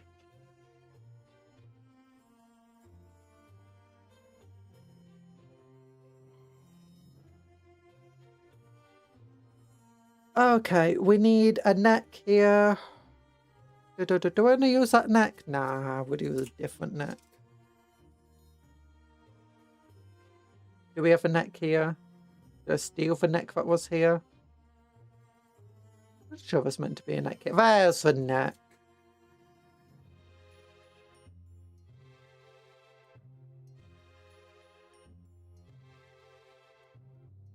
I'm still surprised that they've decided to put 2 squads of orcs in like half a combat patrol in this blooming box with the Exodites.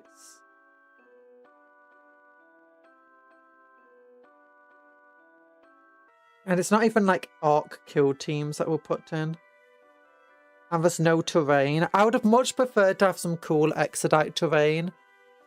I know, just give us back some of the trees and stuff. Warhammer used to have a lot of scenery, and the not Exodites. The kill team stuff has been giving us a lot of the like modern takes on a lot of the old scenery.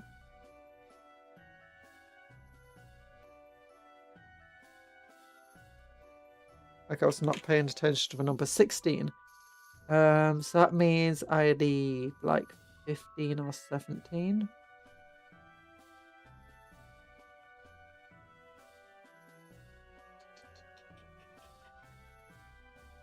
There it is, 17.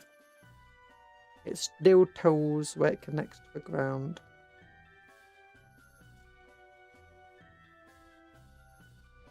So I need like blow my nose, just give me a moment.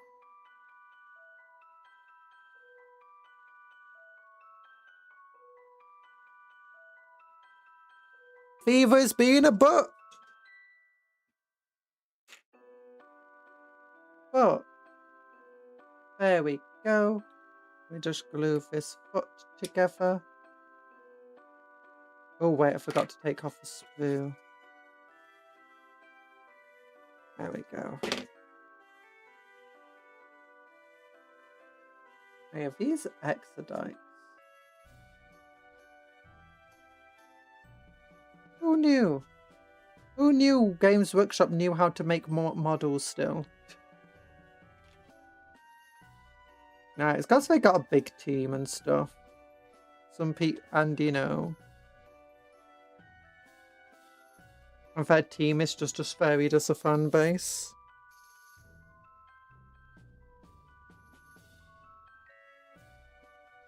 Oh wait, I forgot to put this part on this model.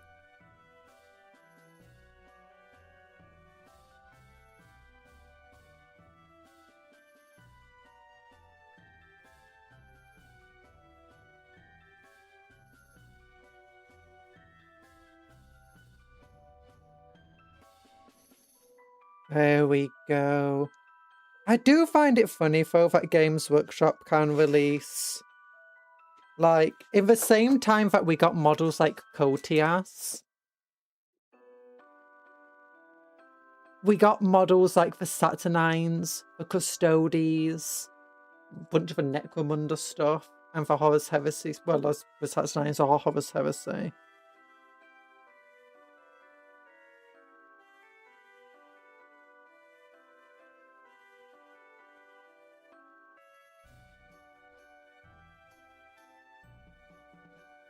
Like, we get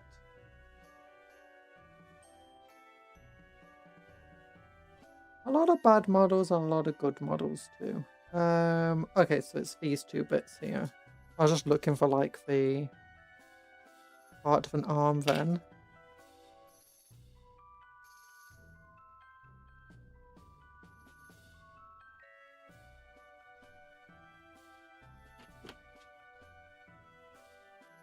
They have been knocking it out of the park a bit more often lately with how good the models have been. Which is nice. Like, I am still tempted by both the ogres and the chaos warriors. Just so, like, that chaos dragon is just such a beautiful model.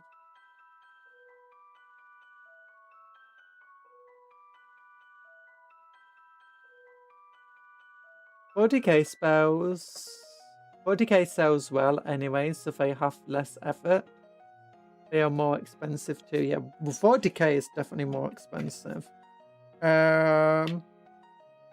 It depends. Like, Imperial agents don't sell super well. It kind of goes against that, you know, same idea. Now, 40k models are generally more expensive. And that's because it sells well. But no, I think a lot of the 40k models are good. Like, don't forget the Custody models are 40k models as well as Horus Heresy. The Imperial Knight Destrier model, amazing. The Hastari models, I think, are really nice. Although, I didn't like putting them together, to be honest. My opinion of them went down after having to put them together. What else is there? Elves. The stealth suits look really nice, but weren't the most fun to put together. The Red Terror model was amazing.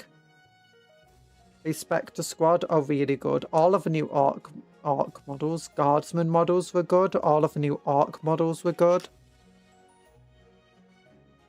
And I'd even say that the new Space Marine models were good for 11th edition.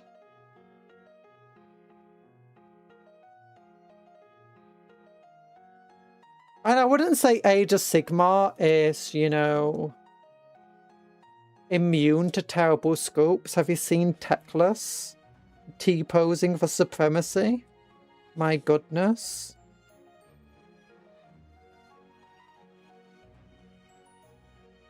I mean, terrible might be the wrong word for it, but it's definitely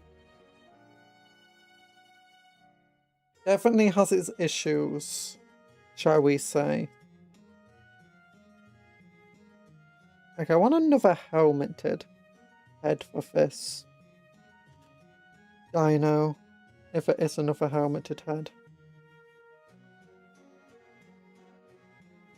I'm not sure for this, sadly.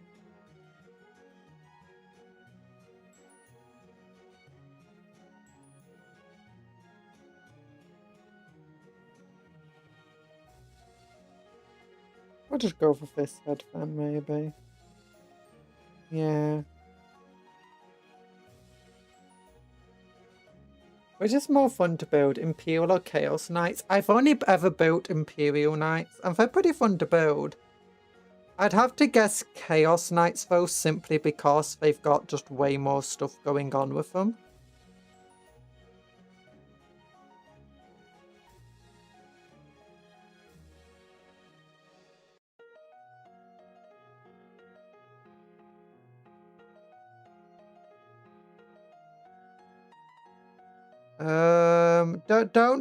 We don't talk about AI in the channel. AI is generally,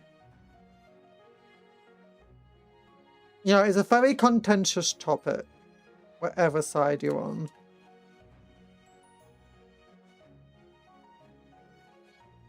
And generally, it's not a very good thing. Rather. Oh, there we go.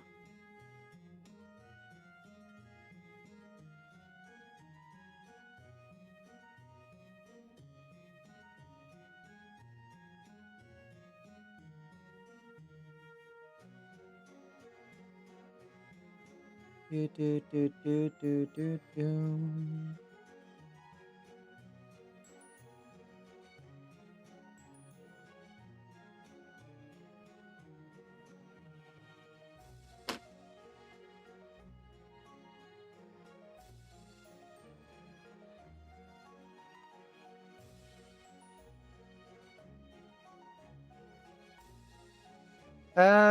No, generative AI is generally bad in general, especially for creative things like music and stuff, because one, I mean, it's they literally steal, like Games Workshop has a thing literally saying you cannot use our IP or products and stuff in AI generation. So I mean, illegal. But I mean, AI steals some people. It tracks information, steals it to make its content, and claims it to be original. What else to say? I mean, you got two types of things. You've got things like Vocaloid and synthesizers and stuff, which people sometimes call AI. It's not AI. It's voice banks. So I'm just having to hold this down now so it'll stay stuck to the base. Hello, Night Parade. But on top of this, it's like with generative AI, it's stealing from people. It's not only stealing from people, it's using these data centers. They use up insane amounts of water, insane amounts of power, insane amount of computer parts. It's causing all sorts of economic issues. And it's not good. It's not even just what it's used for.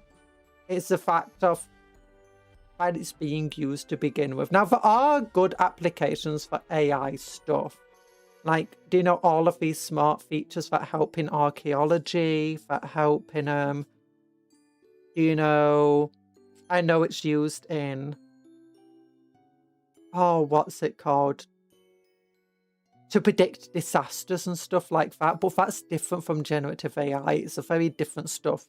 Now, a lot of the same tools and, you know, resources that went into generative AI were then used of these things.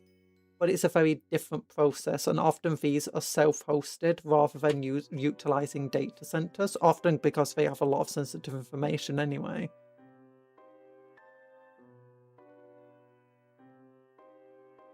Yeah, they, generally speaking, there's also a number of lawsuits still trying to go against AI. Just all the AI companies have insane amount of disposable income. So, but anyway, that's it for AI. We don't really want to discuss some of the channel. Ow, ow, ow, ow. Oh my gosh, do you see how much my head got battered around there? Thank you, Bob. Okay, so I think this body... Ow! Hey, AI bows to crippling for public's view and AI by selling glorified chatbots. Yeah, that's the issue with it. But I think the main issue with the, like, calling... Oh no, it doesn't go here. It's the other, that goes on the other one. So I need these legs. What happened is that a lot of things, do you know smart features? We've had smart features for years in all sorts of things, algorithms, like, and they've been used in like creative things. It helps art be easier to make. It's like, do you know smart select, where I just want to select something, I want to move a background, press smart select, I can select it. It's not perfect, but it's close enough I can just correct it. You've got predictive text and you've got stuff like that. All of them used to just be called smart features. That was a buzzword people liked. It was smart features. Now the buzzword became AI and everything got labeled as AI. In fact, I can't even turn on. I wanted to use a translator, and they're like, use AI. And then I'm looking into it, it's like, this isn't AI at all. You're not using any of the Gen AI stuff. All you're doing is using the same translator tech that's been around for the past 20 blooming years. And you're calling it AI. And that's the thing, like, everyone calls it AI. I mean, heck, I called Cuptle AI. Cuptle can use a chatbot AI if I really wanted him to. He doesn't. He could. All he uses is a voice bank. Is that called AI? I mean, actually, yeah, now a lot of these voice banks are called AI. It's not even a chatbot, it's just a voice bank. It's like, why? No. Anyway, no, I need to stop speaking about it. I need to stop speaking about it. It makes me upset to spaghetti. Let's get back onto... I know a guy who can't even write prompts. Yeah. Oh, no. The main thing I hate at the moment, though, is how I'm having to second guess everything. It's like I'm trying to find something, like a crown, you know, to make in PN. Trying to find, hi, Douglas, PNGs of thumbnails and stuff. I'm like, you know what? I'll go on to Google, go on to DuckDuckGo, actually. And I'll search up some cool PNGs of like fire or whatever. See if I can get anything here. And I'm like, okay, I'm having to check what the age of a picture is just to check if it's AI anymore. Like, it could be AI, it could just be someone who... Because I used to do a lot of art. And a lot of the things that people point out as, you know, AI, it's stuff that... It's this kind of mistakes and stuff I do in art. Partly because I just, you know, you're not meant to be looking there. And sometimes just because you make mistakes, it's silly. I was like, I am a writer as well. I was like, I'm a kind of professional writer. I've written books. My best friend, well, actually both of my best friends are professional writers. I've been in writing groups with them and others. So do you know what thing I like using a lot of? M-dash. Basically, it's how you, in the same way that you'd use commas or brackets, you know, to say, to just add another part into a sentence. M-dash is great for that, especially if you're already using a lot of commas and so on. It makes it a lot easier to read, a lot easier to understand a sentence. But you know what people think is, you know, not something that somebody could do themselves? M-dash, proper grammar.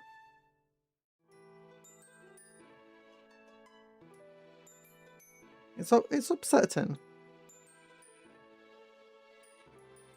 Oh, wait. I realised, wait, it's got the weird thing under its feet. It's meant to be attached to this. Is there another rock here that it was meant to be attached to?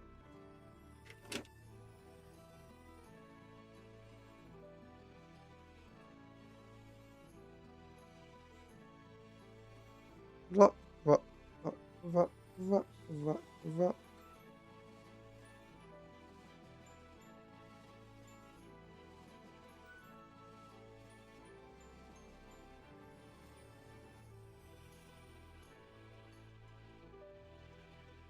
That's why you didn't want to stick to your base, is it?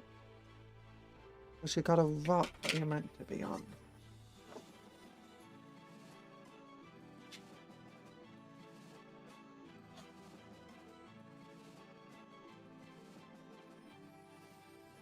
Yeah.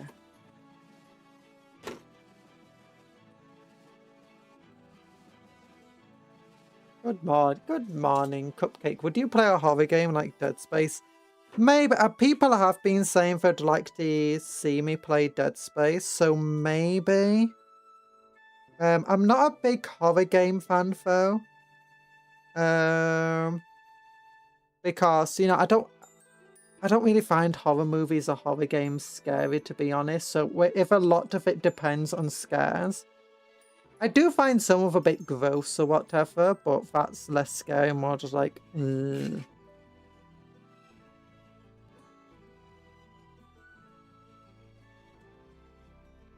Oh, now he's cool. Now you can tell he's an important person. He's got a tactical rock. You can't even go anywhere without a tactical rock. Yes, I have been thinking about maybe getting Dead Space one day. because I have heard multiple people say that Dead Space is good. In fact, I'd want to see it on the channel.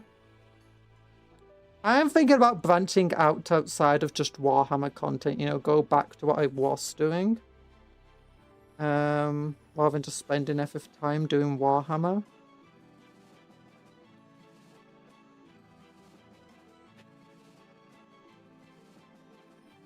I have Resident Evil, one of the I don't know which version of the game it is. I think it's one of the remakes. The Space one was very fun. I love parts in Zero G. Yeah.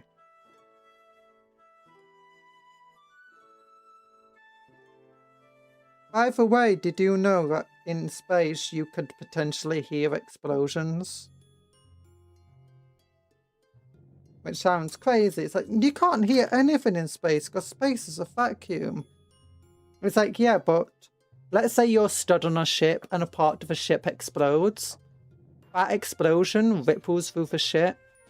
Like, the sound of it. The sound of explosion will ripple through the ship, especially if the outside shell. And guess who's stood on the ship? Guess who's going to be hit?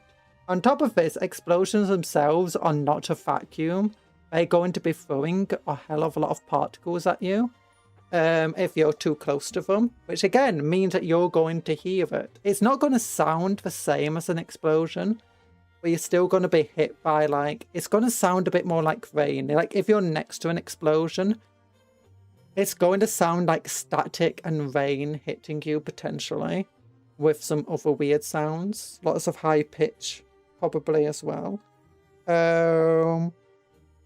As you're just going to be buffeted by various particles, both large and microscopic. Well, not even microscopic. And for other is if you're stood on something, you're probably going to hear bits of it. Okay, that's not the correct. Why is it the correct? No, yeah, that is the correct one, right? No.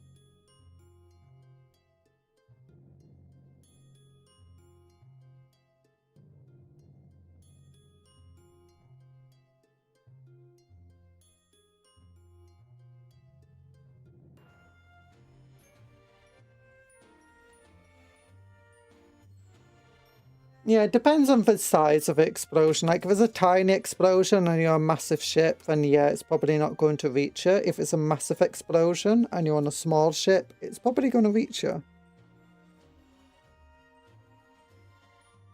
If you're on one ship as well and another ship nearby explodes, your ship is probably going to just be absolutely pelted by radiation and particles and stuff. But depending on how thick your ship is, you can hear it. Potentially. I mean, all of this is mostly theoretical. It's not like we've had many explosions in a vacuum and in space.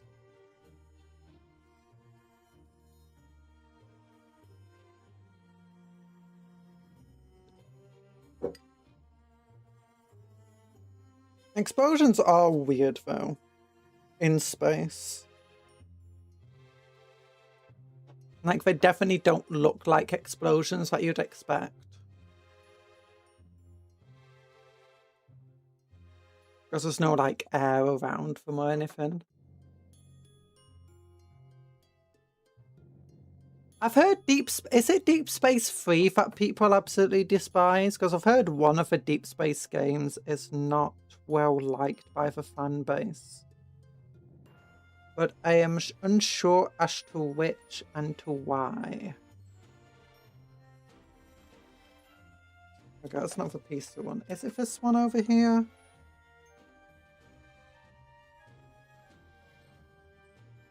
Ah, now that's the gun I'm looking for. The pistol.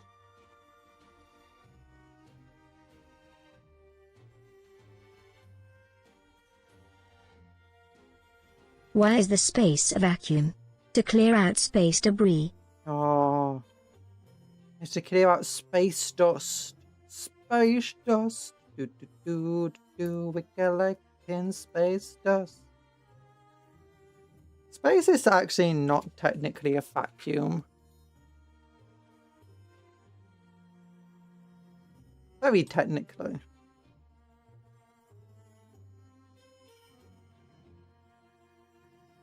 There we go.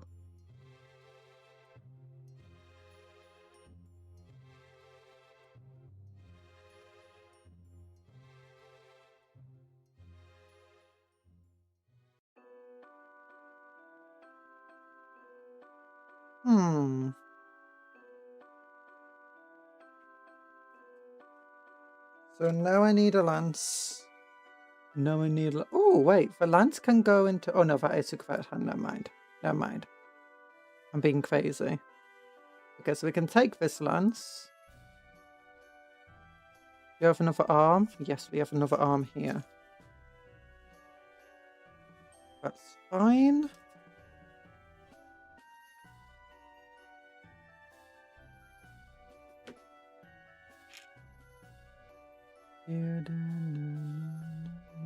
I should have dry fitted it to make sure that these two bits could go together.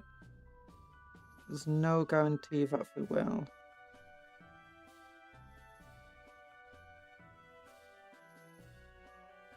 It doesn't look like they will.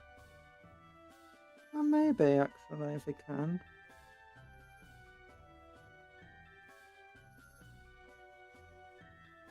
No, it can go together. Nice. Dead Space 3 introduced co-op. Oh.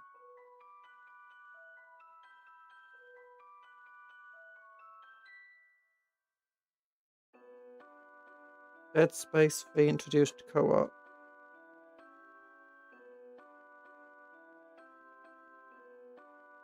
Was the co-op disliked? Was that the part? Or was it just the start? I think there's a story I've heard that one of the games absolutely sucks at. Or people didn't really like the direction they went with it.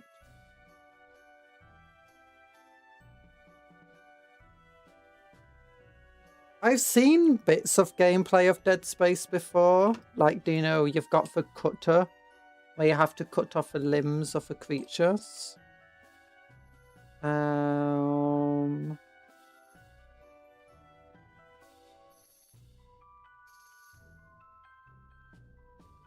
You know, I could do it like this.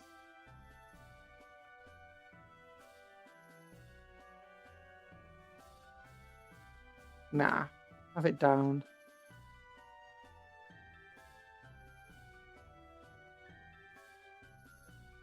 Oh gosh, that's a massive piece of sprue up the back there. My goodness. I've fixed that immediately. There we go. Heard by accidentally announced on a radio.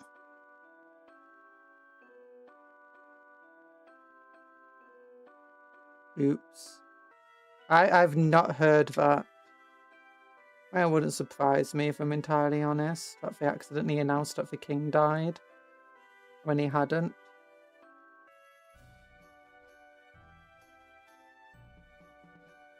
Okay, now I don't actually think this arm can fit here very well. No. Okay, let's look for a different arm then.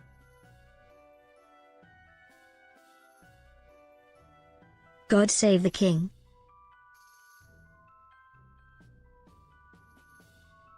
There we go. There we go. Okay, can this go here then? Okay, I think these two bits actually line up a lot better.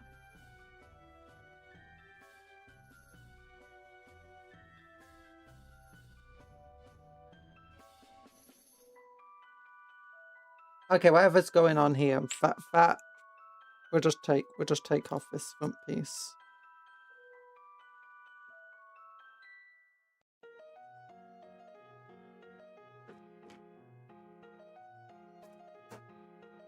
I like the lace stalker model. It's my favourite modelling for Exodite so far. Yeah, it's a very cool model. I wanted to build the characters. So far, my favourite's probably the Psyker.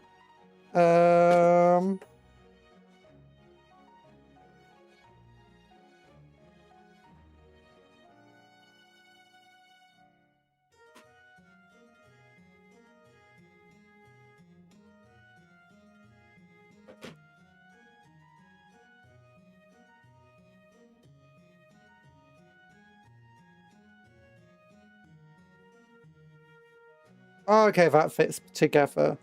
I think that's specifically for the lace stalk, that chest piece. Gosh, I just threw parts around. Oops. This is sometimes why we should use the instructions, but you know, never gonna.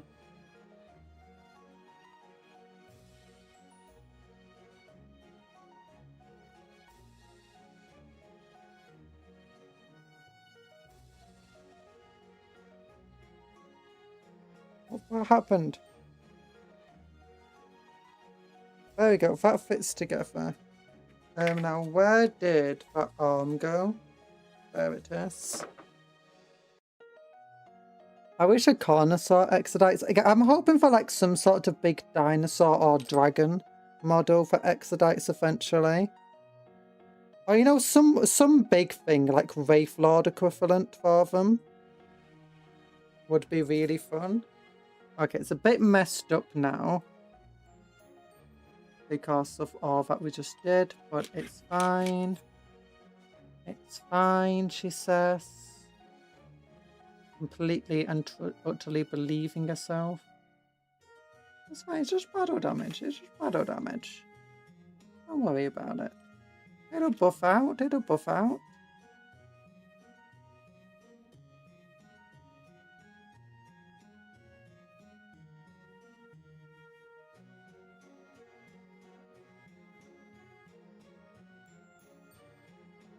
Yeah. Things I want for the Exodites is big Exodite model, obviously.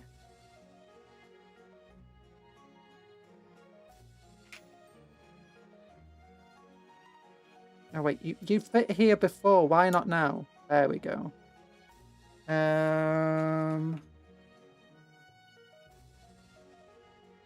If not Wraith Lord equivalent, then something close to it.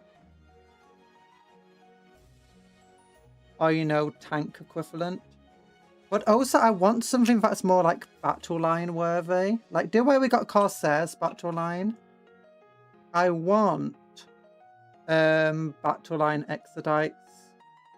Maybe like some sort of Farstalker hunting Eldar unit that has like a bunch of those dinosaur hounds.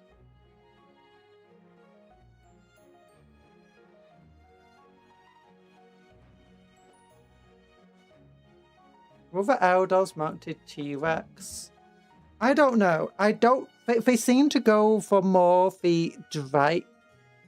They're going for more dragon dinosaur drakes rather than just straight up dinosaurs. So I think I'd want to keep some separation from them, from the likes of the lizard men, the seraphim. Imagine all Exodites will be getting mounted on monsters but no infantry. I mean, that would be fine as well. I'd want like a cheap unit that's like, you know, smaller. I mean, we've already got Rangers. We could always get an Exodite army that's, you know, makes Rangers battle line. Like a detachment. I can't remember if there's a detachment that makes Rangers battle line, but if it isn't, there should be.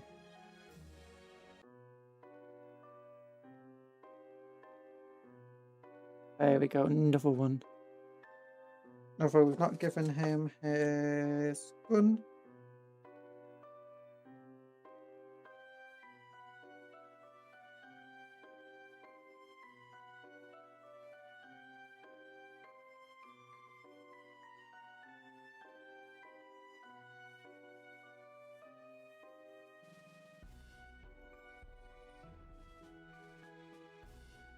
Currently, Exodites are in the Windrider host detachment where they just get back into reserves every turn. Sounds so funny since they have no deep strike.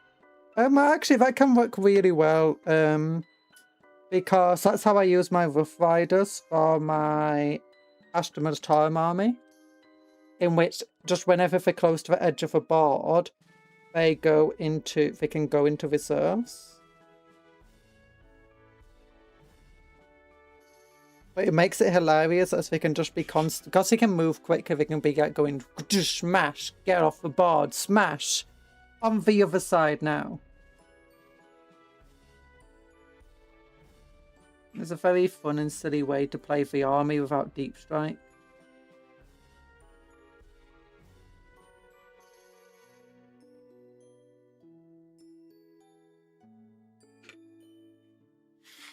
There we go, another one. So both of the dinosaurs know where the enemy is. He knows where the enemy is. This one's too distracted with being shot or something. They're defending themselves. Give scouts infiltrate to units that can actually fight battle lines. Sounds dangerous.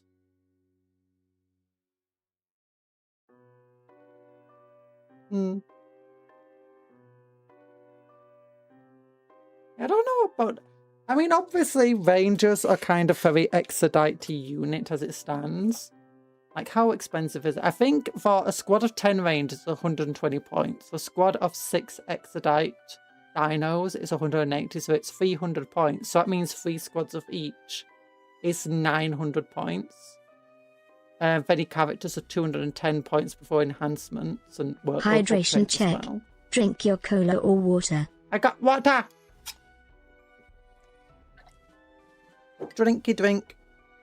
That's another 630 points. That gives you onto 1,530 points. Meaning for 2,000 points, you still got 470 points spare. And what do you do with those 470 points? I forgot you can give Plague Marine unconditional infiltrate just with a detachment now. Yeah. Plague Marines are scary.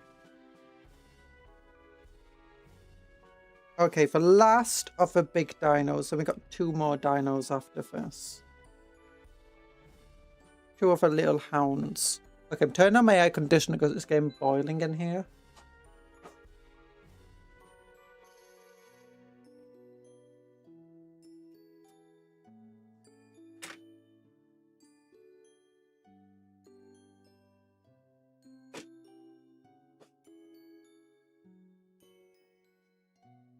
But yeah, the arms can also be positioned fully because it's the flat of the shoulder against the flat of the chest piece. So you can have the arm pointing up if you want, or the more downwards. These arms can't be posed as easily because of the entire cloak. But the lance arms can. The heads can be reposed how you want. These heads can be reposed how you want. Arms and legs can't quite be reposed, but you can switch them around on each of the models, which helps.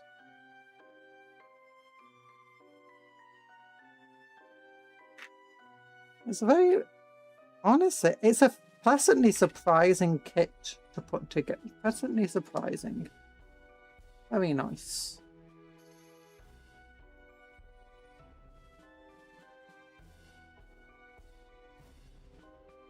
There we go.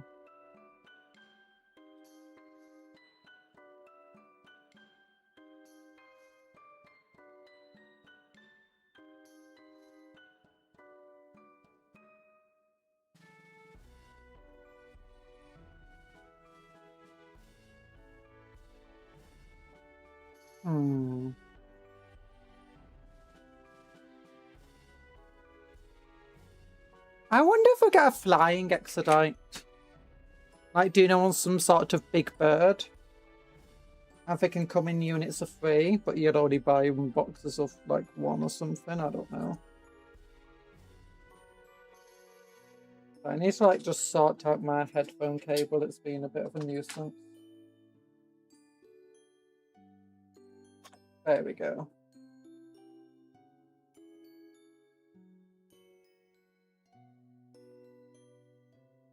There we go. So it was tangling itself up. Shamble Rock Vectorum, Flyborn host, you have infiltrate to spam with 6 units each of Poxwaters and Plague Marines. That does not sound fun to go against. I don't think it'll be the most powerful army, mind you. Very, like, even with infiltrators, it'd be kind of slow.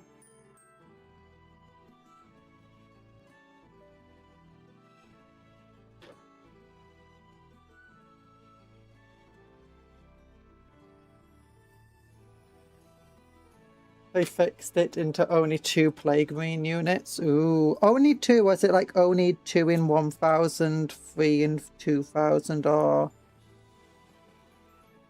is it just straight up only 2?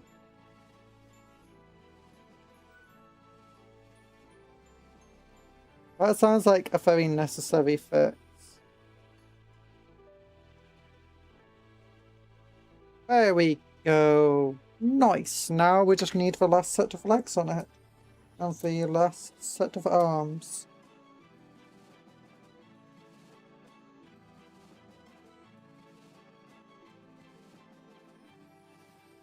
Two arms there.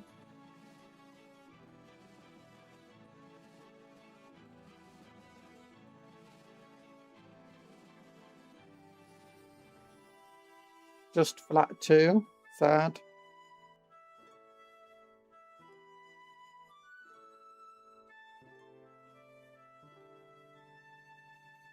I have emailed them about, you know, making sure to retain support for 3,000 points. That is my favourite game size, if I'm entirely honest with you.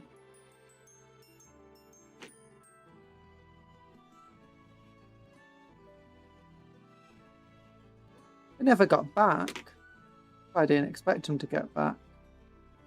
Just wanted to make sure my voice was heard.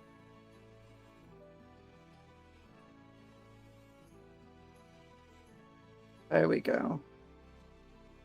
There we go. Our leg went together nicely. Okay, one more leg. 2 arms.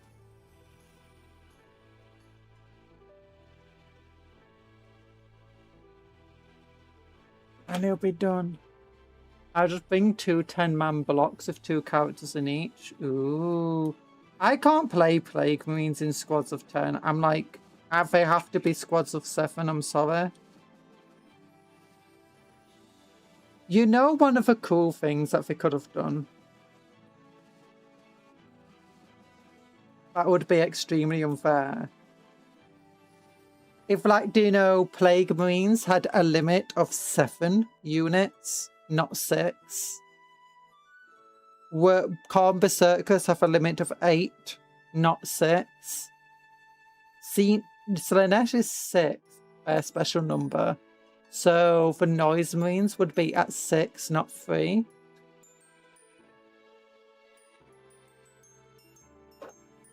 What's the number of Siege again? 13. No, it's not 13. It might be 12 or something. Is it 9? Is it 6, 7, 8, and 9? I guess that would make sense.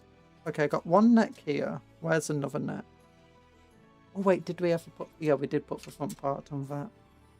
1 neck here and 1 neck there.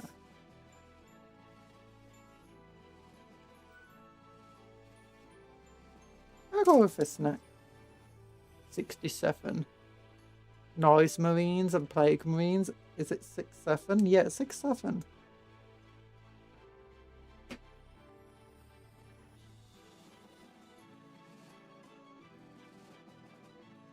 I guess in the end they did add those limits in. Actually, no, Khorne Berserkers, you can't take them in squads of 8. You can only take them in squads of 10 or 20. Plague Marines you can take in squads of 5, 7, or 10. Rubric Marines can be in squads of 5 or 10. Noise Marines can only be in squads of 6, I believe. Calm Berserkers, I feel like, should come into squads of 8 or 16.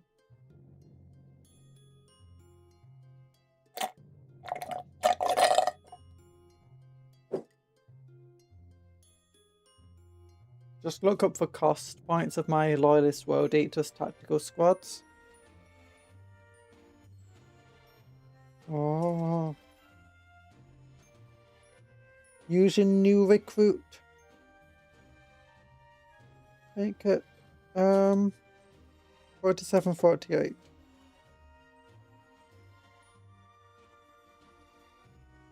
$395 points. Nice. That's not bad. Almost got yourself a 500-point army.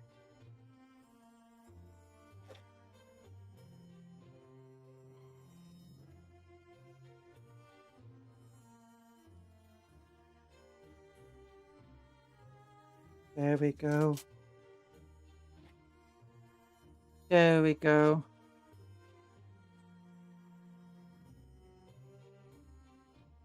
Exodites, my beloved. Oh gosh, that's way too much super plastic glue there. Okay. Thingies are on. It's got thingies.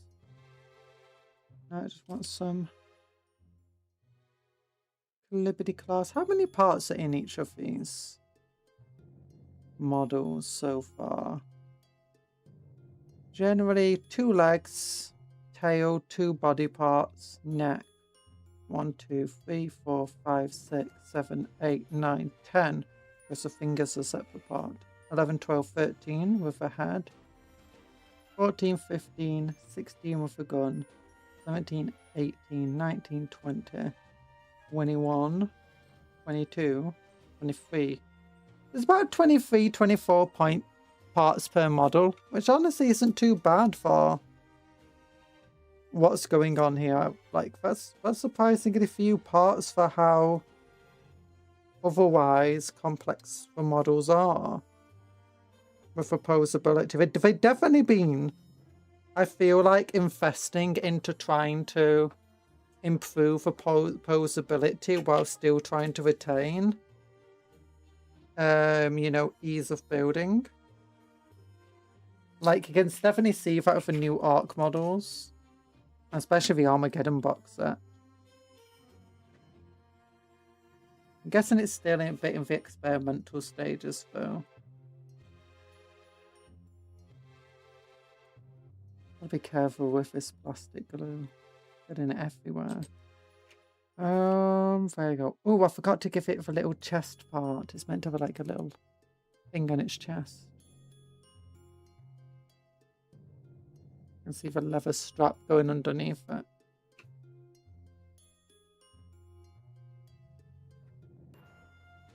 There we go. Do you think they use Wraith Lords at all, or something similar to Wraith Lords on Exodite Worlds?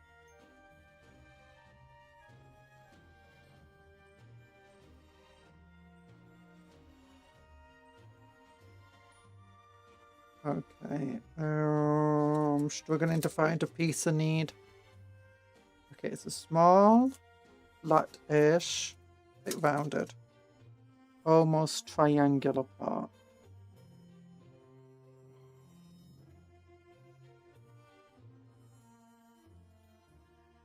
Oh, there it is! Found it.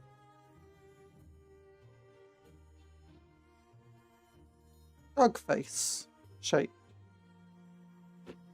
The 4K's God's numbers are 6, 7, 8, and Siege 9. I do wonder if there are any gods that have 1 to 5. I'm unsure.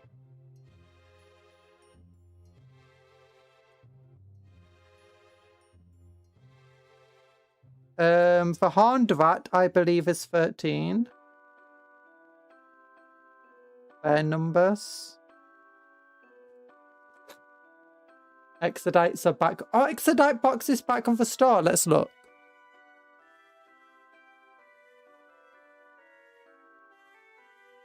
New Orcs. Shop. Oh,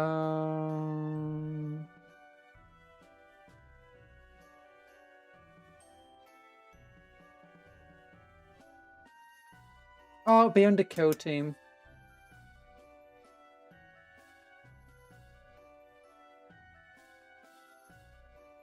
Oh yeah, they are. They've restocked it. Nice.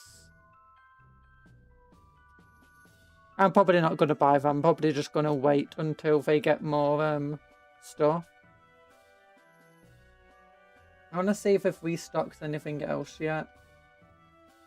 No. Temporarily out of stock still.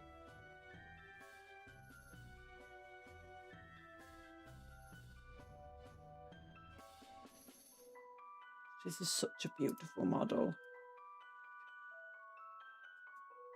That's cool. 500 exodites. 500 worlds! No, 500 exodites.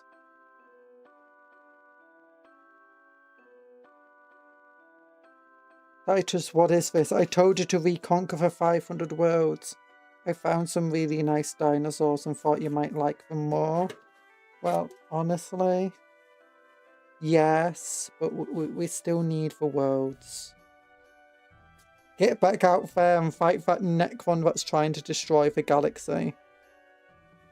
It's like, oh, I can spare 3 chapters. Only 3 3 chapters? Whatever happened to Cupcon's 1000 Terminate? I don't have 1000 Terminators, I have 140. Has that number gone up? Wouldn't you like to know? I've not painted them yet. I've got so much I need to get painted. And I need to get my life in order. I need to like get up at good times. Get studying and exercising done good in a good time frame.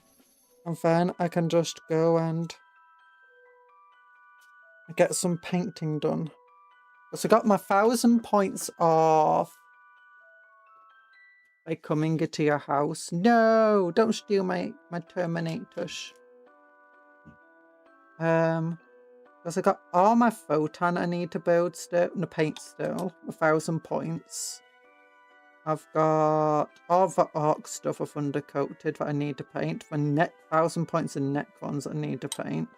Need to finish the Mechanicus guys. Still not finished those guys, those Space Marines we started ages ago.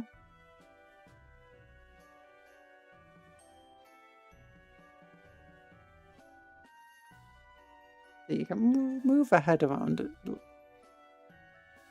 the way you want it. There we go. I like that one. Nah. He's having a nice time. That's what I'm imagining he's doing. He's just laughing. Kind of looks like a very Cinchian head, doesn't it, on this dinosaur, if you think about it. Like Cinch, bird.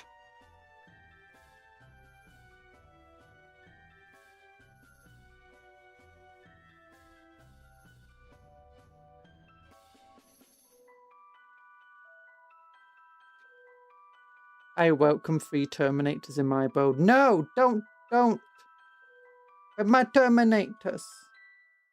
I need my Terminators. Need my Terminators. Need them every day. There you go. Clips on perfectly.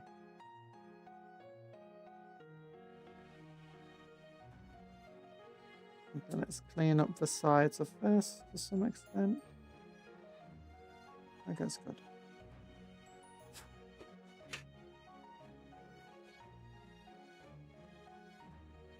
We need this thing here.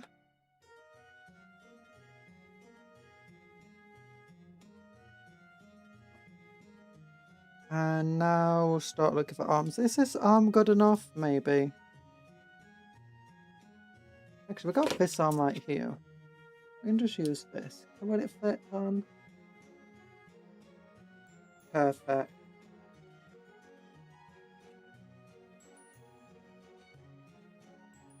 Oh, here we go.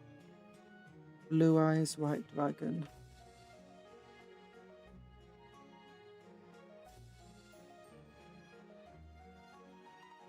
I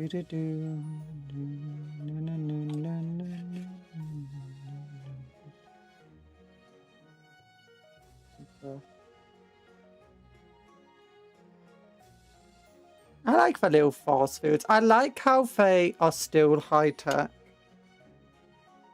Because they should be high-tech.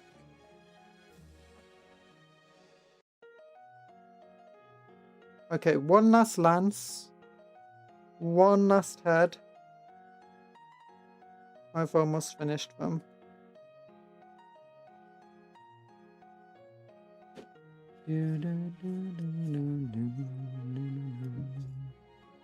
Yeah, nice.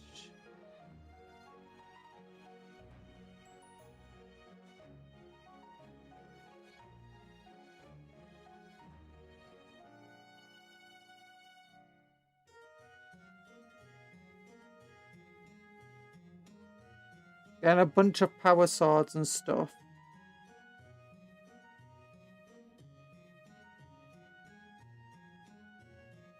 There we go. Oh, that's what I forgot to say. Yesterday, after the stream, I did reload Rogue Trader a few minutes before so that we could get Ulfar. Because do you know we wasted one of our tradable resources just to check if he had anything more to give us, and he didn't. But we still wasted our resource. Our last one.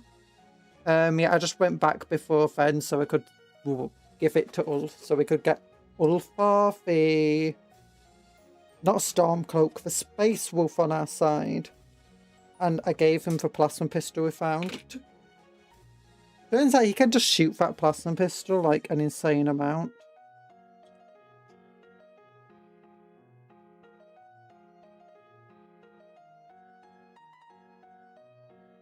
Okay, now we just need a gun.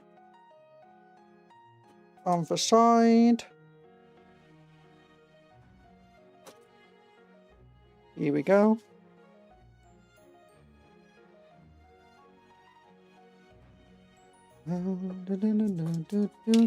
They actually carry a load of stuff with them, which suggests that they, you know, they camp out and stuff.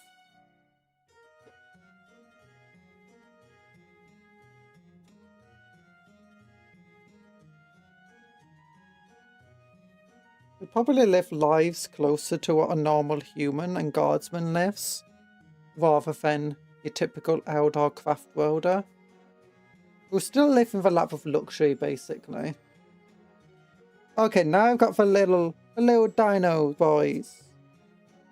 There's actually not as many spare parts as I expected. A very efficiently designed kit.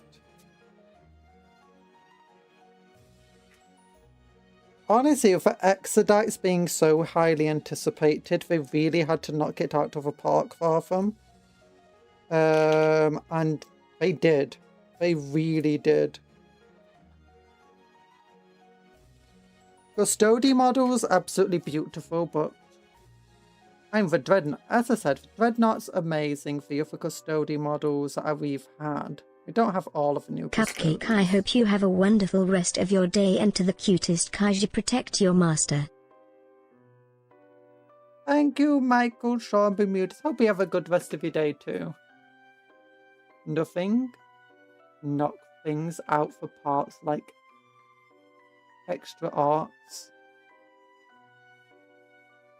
Or make extra arcs out of the spare parts. I don't think I could. I could give the arcs trophies. I mean, if I were to turn them into actual arcs. I know that what you're saying is a joke. But I'd have to just do so much sculpting. So doesn't really work. I could probably like turn a Guardian into a Farseer or something with the spare parts. Or make a super cool Ranger. But I need to like get more bodies. Unfortunately, these little dash hounds don't have any thing going on with them in terms of reposing and swapping bits around. One last dash on. So on this brew, you've got a few spare heads, an arm, some random bits. This one, spare dino neck, head, psychohomes, staff, cool things. This one, after we get rid of a hound, again just mostly heads and a couple of arms. Spare, what's it called? Holster for a sniper rifle.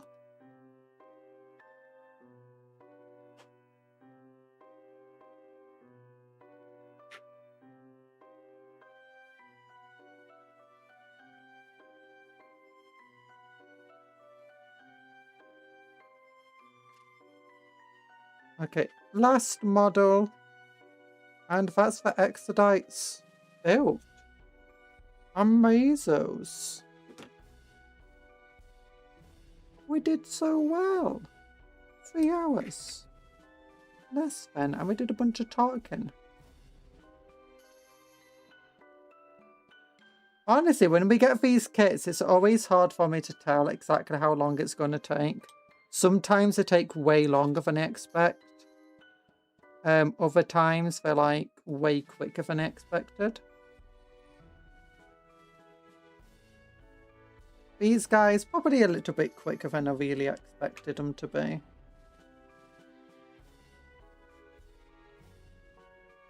Yeah, honestly, I think this is probably one of the best designed models sets that they've ever released. Extremely efficient use of parts, lots of customizability within them. The arms are also very simple enough that you could easily swap out their arms for like, and their heads for other Eldar heads and arms. So there's a lot of potential of kit bashing them with other Eldar kits. I've never built any of like lizard men dinosaurs before, so I can't really tell you how well they could have worked with them.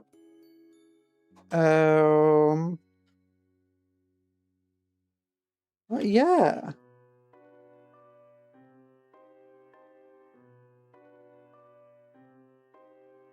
They're pretty cool. I like the long arms on them as well. Makes them feel more threatening.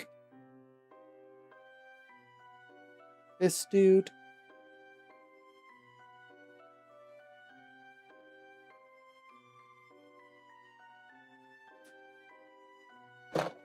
How big are they? Next to a photon vehicle. Cupcake Conjuror.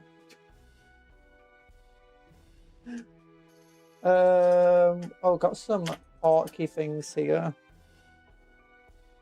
You know, some not Uruks. Oryx from Age of Sigmar. Pretty decent sized models all in all.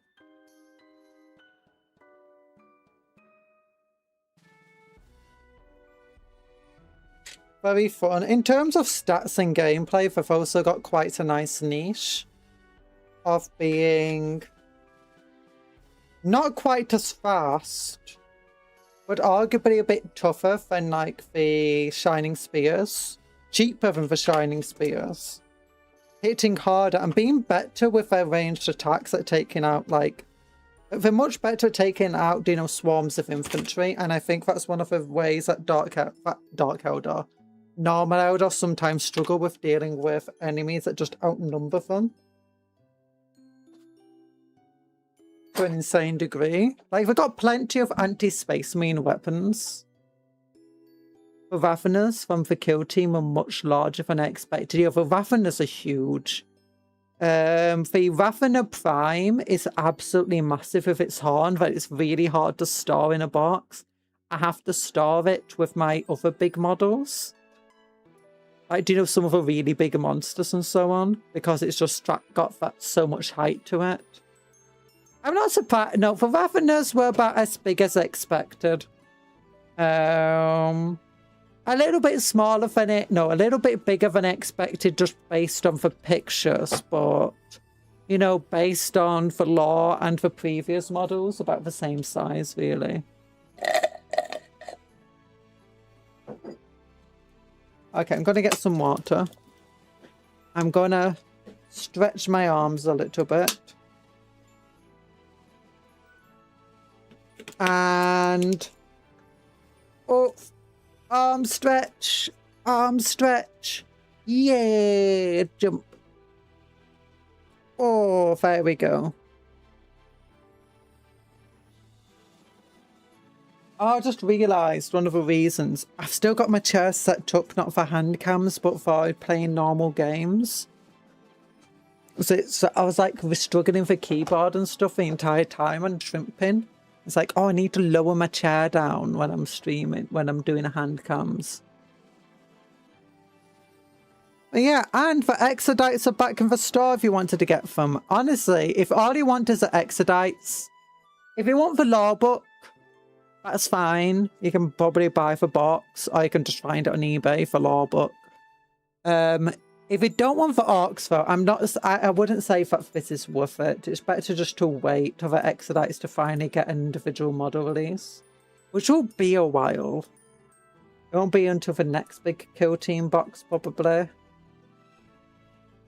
But yeah, 98 quid for what ultimately you want 3 of the models. And if you think you can sell these guys off for orcs, yeah, you're not going to be making that much money back from it.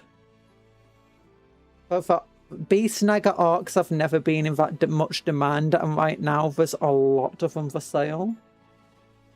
Like, I got some Beast Snagger orcs really cheaply on Sprue from eBay. Because, you know, people are selling them before the Exodites came out. It's lunchtime. It's lunchtime. Hi, Severin. I'd want for orcs because I'm building an orc army. They are strong anti-tank and they're not actually that strong against anti-tanks and vehicles. Well, they do have an anti-tank keyword. I wouldn't say they are good anti-tankers. The Hunter and the Killer Rig are great against tanks. Is the Scrappers where I have them? Yeah, the Scrapper boys. But if I look at the Scrapper boys, or the Beast Snagger boys, sorry, I just call them Scrappers. Each time one of this unit targets a monster or vehicle, it can reroll the hit. We got no AP. We've got no AP here. We've only got -1 AP here. We've got 1 power snapper. What they're really good at compared to like normal orcs and stuff is if they're strength 5, they're toughness 5, they've got fear no pain.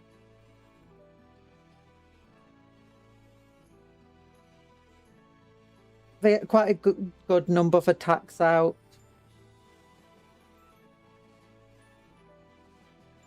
They're not that great. The Squighog boys though, let's look at them.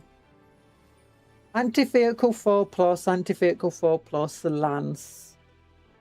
Damage 2, AP 1. Now these guys are okay, but it's like if you charge into, let's say, a dreadnought, 6 attacks. So we got, 9 of these guys. So you got 9 attacks, hits on 3, 6 hits, wounds on 4s, 3 wounds, 3+ save, 1 failed. It takes 2 damage. The big chopper, 4 attacks, hits on 3s. You're looking about 3 2/3. Wounds on 4s. Down to 1.5 plus 1/3. So about 2. Save on 3s. You're doing about 3 damage on average. These guys, 12 attacks, hits on 4, 6. Wounds on 5s. Down to 2. Yeah, you're doing about maybe 4 wounds on average to a dreadnought, which isn't too bad. I mean, it's redemptive. That's significantly reduced because your damage is being reduced to 1. But yeah, you're not exactly doing a lot of damage to them. Now you can do an extra D3 mortar wounds potentially with a bomber squig. So yeah, it's now the killer rig and the hunter rig are pretty good though. Because, I mean, obviously you get your Butcher Boys, gets an over attacks in with anti-vehicle. You get your Strength 10 Saw Blades with AP -2. You get extra attacks here. You got your Warboy Tower is amazing. D3 automatic hits at Strength 12, AP -3, damage D6. I mean, Hassa does, but who cares? Anti-monster, vehicle 2 Vivictus plus means here. Road to the Conquered. Road to the Conquered. Nice.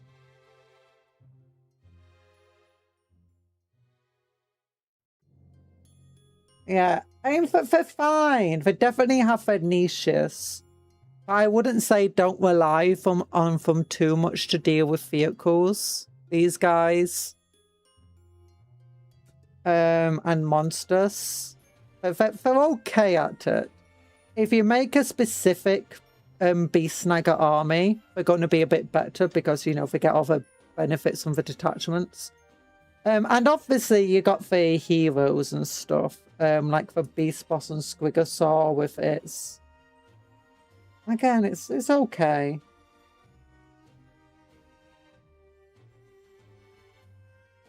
What about the normal Beast Boss? Yeah, they're a bit better with the AP -2 and Strength 10.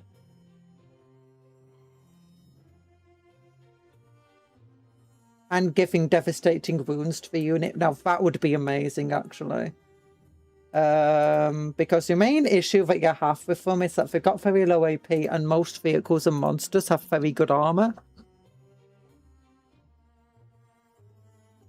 So it's... They're fine against monsters and vehicles. But that's about it. Conjurer, remind me what's your Yu-Gi-Oh! Duel username, please. Why do you want to know my Yu-Gi-Oh! Duel username?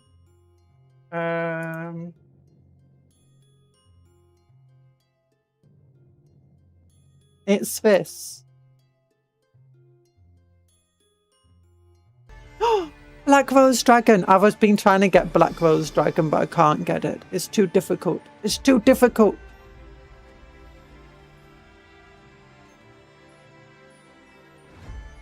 Can we add friends? We can add friends in Yu-Gi-Oh! What? I got gifts! Oh my gosh, I got gems! Quick, spend all the gems!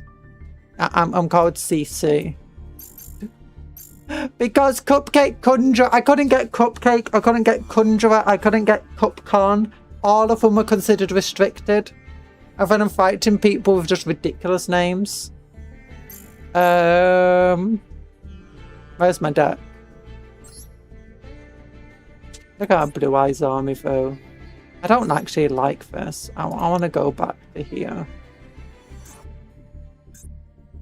Yeah, default. Yeah.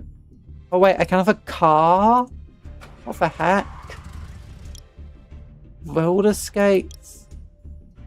No, just have a little thing. Yeah. Can I like customize my character up here or something? Like how do I change our profile picture? Oh. I can be a Karibo.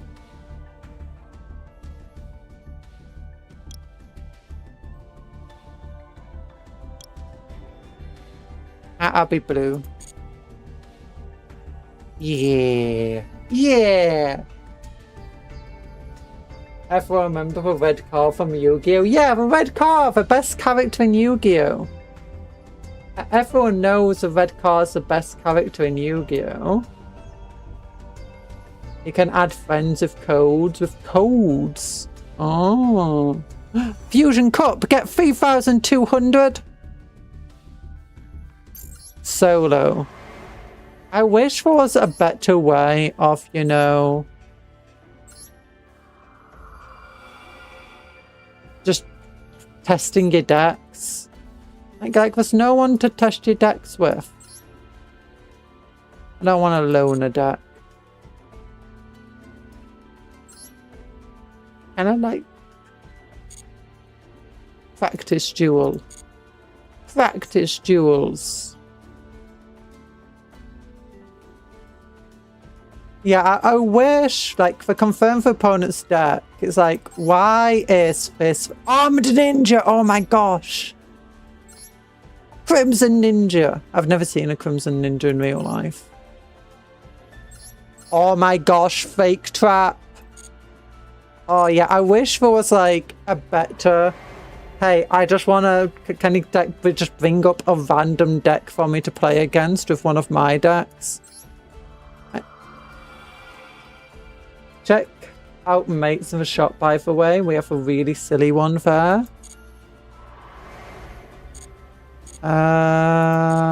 Mates in the shop. Specials, I'm guessing? No. Oh, like pats. Accessories, here we go. Mates. What's the really... Oh, Crystal Beast Ruby. Crystal Beasts are cool. Scarclaw. Pearly. Tri-Brigade. Oh, Blue-Eyed White Dragon!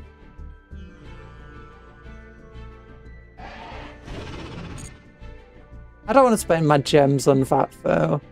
What was a really silly one, sorry? Ash Blossom, my favourite Yu-Gi-Oh god ever. Totally awesome. Oh, Totally Awesome. Yeah, Totally Awesome once completely ruled for meta for many, many years. Like, Toad decks are just absolutely insane. If you don't know the time of the Toad decks... Oh, Pearlies! Oh yeah, what was the card that you told me I need to get? For... Not for primates or whatever, for primates.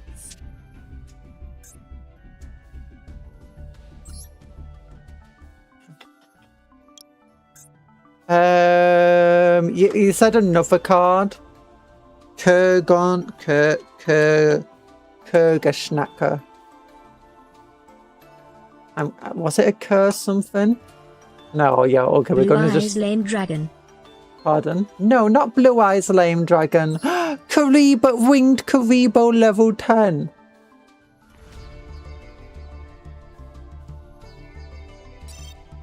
Okay, we'll filter.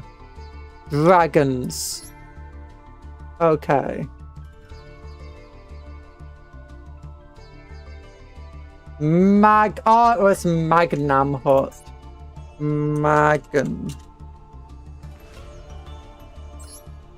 Magnus Lasher. Is it this one? Yeah. Okay, so I can't buy him. He's only level 6 though. You can target one light or dark monster in either graveyard, banish it, and if you do, special summon this card from your hand. Stardust Dragon. This card is a quick effect if your opponent controls a monster. If this card is special summoned, you can activate this effect. During the end phase of this turn, add one dragon monster from your deck or your hand, except by your Mega Hut. You can only use this effect of Magna Hut once per turn. That's not bad, I guess. I just rely on banishing cards, which I'm not very good at. I feel like I've got too much magic in here. Okay, how would I obtain him? He's in Dragon Kings of the Abyss. Which I guess wouldn't be the worst thing to try getting hold of. Oh, he's ultra rare right there. Beast-style, Lumberer. Are there any other cool dragons here? You got the level 8 things here.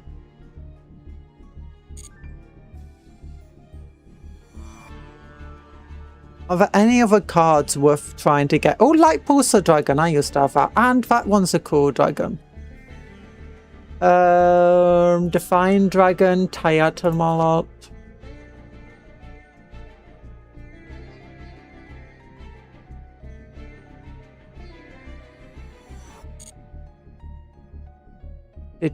Branded Beast. None of these are exactly great cards otherwise, though. Nebula Dragon. You feel one other level 8 monster in your hand. Special summon both in defense position but negate for effects. Oh, she cannot normal summon or special summon for the rest of her turn except light or dark dragon monsters. That's not great because I use the spellcasters in a Blue Eyes deck.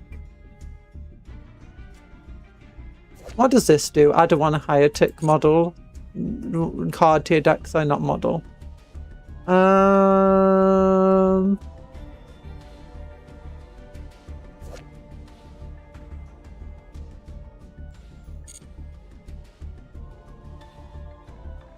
Galaxy Spiral Dragon. If this card is in your hand or graveyard, you control 2 or more light and or dark dragon monsters. You can special summon this card in defense position, but banish it when it leaves the field. During your main phase, you can... Nah, this sucks. Wait, I need more starter cards. That would be a good card as a starter.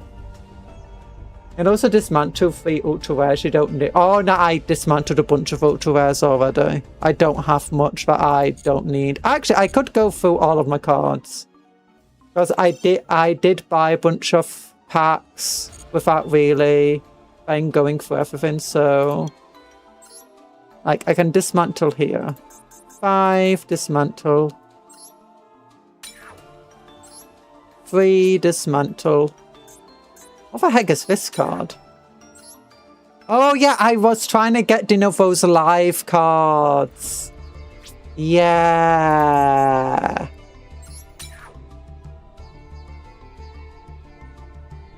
What do you mean you got? We did Warhammer, we built all the cards. I'm sorry. Hi Alba Thunders BFO, how you doing? You can press the top right and select dismantle all extra. Wait, which one's this one? Top right. Or dismantle all extra cards. I get 16. No, I've already got 16.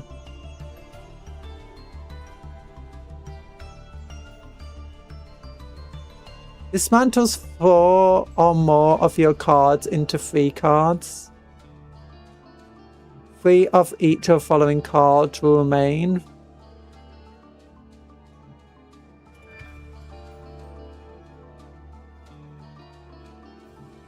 Okay. I do love Yu-Gi-Oh! I have hundreds of Yu-Gi-Oh! Decks. I stopped collecting a few years ago because, you know, it's getting a bit out of hand and then I had no one to play with anymore. Ooh, Timeless the United Dragon. You can send 1 spellcaster monster or 1 spell trap card that mentions Dark Magician from your hand or face up on the field to the graveyard. Special summon this card from your hand. During your main phase, you can fusion summon 1 fusion monster from your extra deck using monsters from your hand or field as a material, including a spellcaster monster. Oh, that could be good.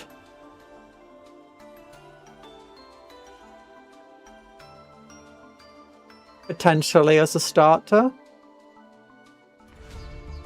Yeah, unfortunately, I don't really have many ultra rares. I could go onto... Where's Rarity? Ultra Rare specifically. And just see if there's any ultra rares I really don't want. I sacrifice my 2 blue eyes, white dragons with my red eyes, black dragon to the winged dragon of Ra. Yeah! Do that. Illusion of Chaos. A lot of these I can't dismantle because someone starts attacks. Black Rose Dragon! Yeah! It's not for full Black Rose Dragon, it's only one of the versions. So yeah. I got a Ash Blossom, yeah! Yeah, you can see where I spent some of the cards. Trying to get an Ash Blossom I could get rid of that mutant, I guess. I really don't... Oh, Dark Magicians.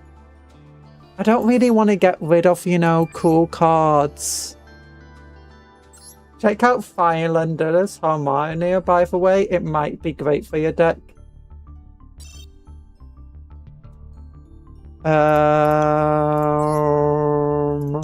Okay, how do I spell that? I'm just going to type in Harmonia.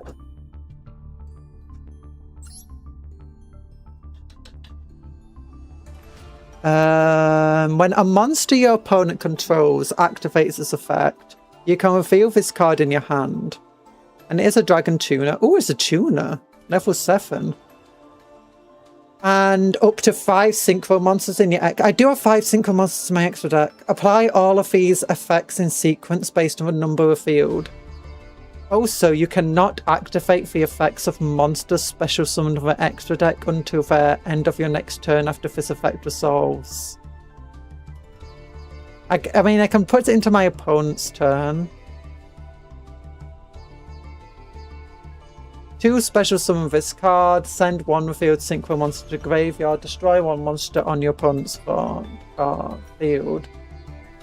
That's okay.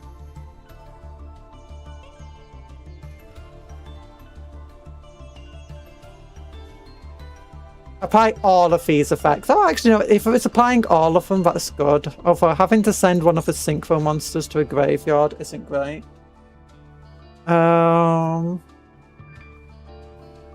Dark Magician is pretty good and fun, yeah. That's not bad. How would I actually obtain this one? Start for destruction.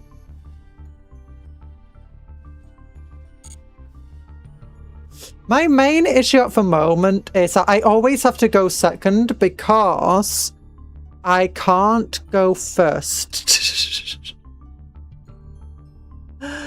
I ritual sacrifice my 2 lusted dragons to summon Black Luster Soldier. Yeah, Gossam. The issue with going first is I don't have really any ability to shut down my opponent. But the issue with going second is that my opponent has the ability to shut down me. And I'm very good at baiting out enemies. And if I got a relatively decent hand, then honestly, like, I've had opponents where they've had so many shutdown effects, but they've not been able to shut me down because none of my abilities.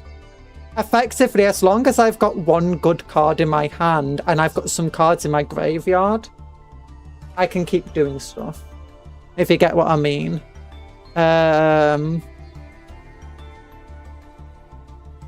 But the main issue is, like, none of these monsters are summoned are exactly good at, like, just stopping your opponent. This card cannot be destroyed by battle, who cares? This card is extremely powerful as long as it's the only one you summon. This card is incredibly... I can't get this one out. Blue Eyes Ultimate Dragon are 3 Blue Eyes monsters plus 1 Chaos. Oh, that's why I can't summon it, because I don't have the ritual cards in my deck anymore. Yeah. When the opponent activates a card or effect, you can negate the activation if you do destroy that card. You can only use this effect of Chaos Monster Magi in response to each card type once per turn. If this face-up card leaves the owner's control, you can special summon 1 Blue Eyes monster or 1 Chaos monster from your extra deck or graveyard. At first I thought this card had the ability to negate people, but then I realised it's only graveyard effects. One time I tried activating it and just destroyed itself. This card... I mean, this card's good, but it's very hard to summon because it requires 2 tuners and 1 Blue Eyes monster. You can only use each effect once per turn. When a card or effect negate it, and if you do, this card gains 1,000 attack. If this card is destroyed by battle or card effect, you can special summon 1 light dragon monster from your graveyard. Magi is actually an instant win if you summon it. You should... I can't summon it actually in my deck anymore. I need to get back some of my chaos cards. I got rid of them because I was just having my hand brick too often with getting chaos cards in my hand that I couldn't actually use. Lightstorm Dragon, you can target. So this card would be good if I could get it out. It's just very difficult being level 12 and requiring 2 tuners. Most tuners are level 1. If I can get... Where is he?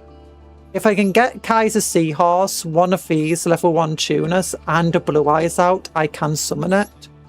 But that's like a 1 in 1,000 chance. Hi, TA.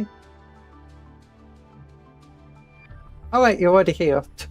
I don't know why I'm saying hi to you.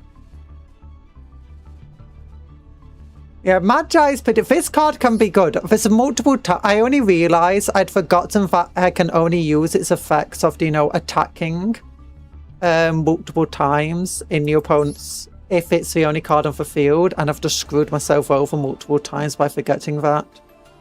Oh, it's hard to get it to be the only card out. During the main phase, you can target one card your opponent controls in their graveyard, banish it. Then, if you banish a card on the field, return one dragon monster you control to the hand. At the start of your opponent's battle phase, if this card is in your graveyard, you can return one dragon monster you control to the hand or extra deck, and if you do, special summon this card.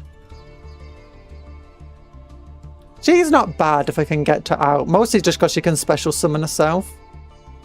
And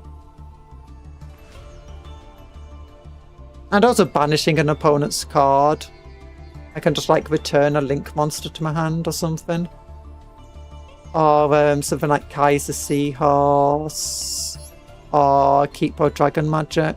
This guy can be good because it's unaffected by trap cards. Can attack all monsters your opponent controls once per turn at the start of a deck. Honestly, one of the things that's been saving me as well is just...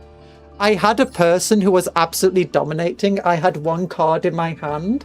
I had one card on the field face down. It was a card that's not even here. He attacked it. Or they attacked it, destroyed my card, and I just summoned Blue Eyes Jet Dragon from my hand because it was destroyed. I'm like, I can't do anything to you now. Because that's got 3,000 attacks. It just absolutely cinched the game for me. I've just so many times that it's just come in clutch. I just need more starters in my deck. Unfortunately, a lot of important cards aren't starters. This guy's not really a start. I mean, he is, but he isn't.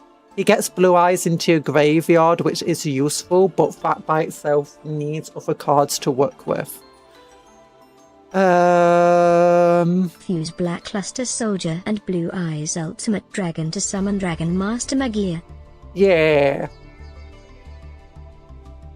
I just need to get... I don't have actually Blackluster Soldier. Do I have Blackluster Soldier anymore? I need a Chaos. What's my Chaos cards? If I just type in Chaos here. Oh gosh, Illusion of Chaos. Blue Eyes Chaos Dragon. Max Chaos Dragon is good. It's at the moment, I need to figure out how to get the deck started. I also need to figure out more cards I can have in my extra deck that I can use to shut down my opponent if I go first. Obviously, I've got Blue Eyes Ultimate Dragon because I have to have it in the deck. I'll probably get rid of the Fist of Dragons if I'm honest. This card can't shut down effects, can it? The only good thing I have is like Spirit Dragon can limit opponent summons, which can be very, very useful against very specific decks.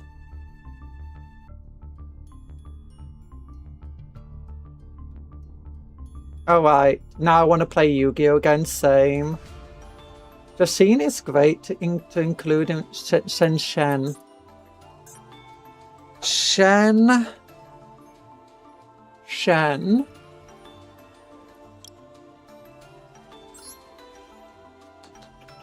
He's an ultra rare as well.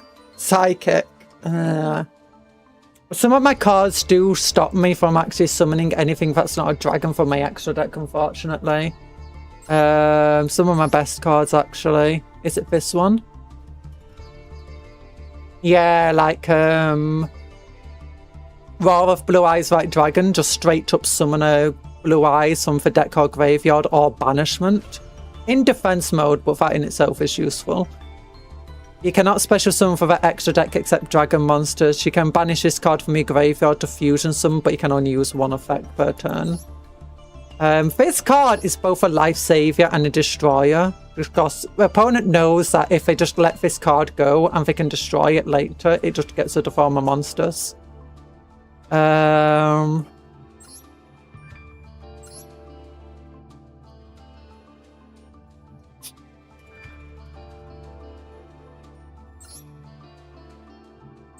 I guess I should just get like 3 Dictators of Doom out of this point.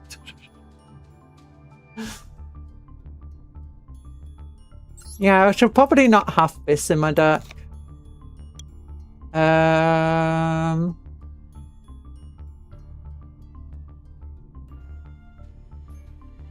should not have that in my extra deck either. It's just not good enough.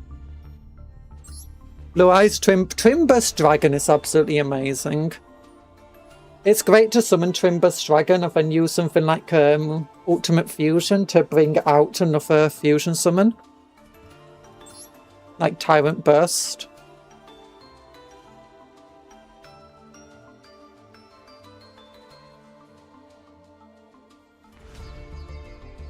Do.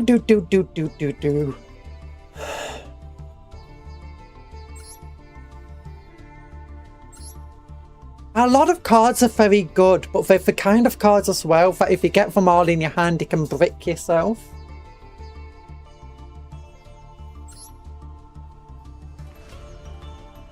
So I don't know. I'm not very confident with my deck as it is. Save and return. I need do I want to do a quick pull? Do we want to do a pull? Shop. We'll pull something. Oh wait, what's all of this? Packs. What were the packs we were looking at earlier? Actually, do we want to pull from here? I do have this card. It's a completely useless for Blue Eyes deck, but it's a beautiful card that I actually managed to pull. I was trying to pull, as you can imagine, you know, Ash Blossom. Oh, and Infinite Impertinence. What was the other one, though, we were looking at? Dominus absolutely wrecks you. Yeah. It shuts down light monsters. My entire deck is light monsters. Can we remember which of these packs was the one? I mean, we could try going with a... Is it for... No, that's not for VTuber one. Which one's the VTuber one again?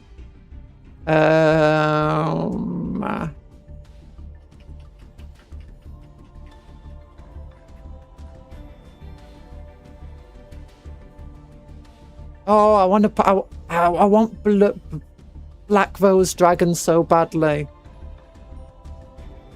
Ah, here we go. This one. Is this the VTuber one?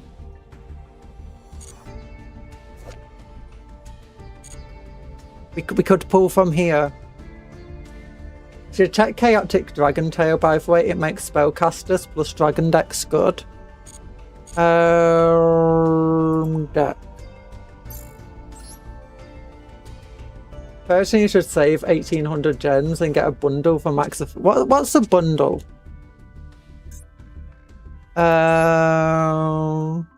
Okay, what did he call it? Chaotic Dragon Draco Tail. Draco Tail.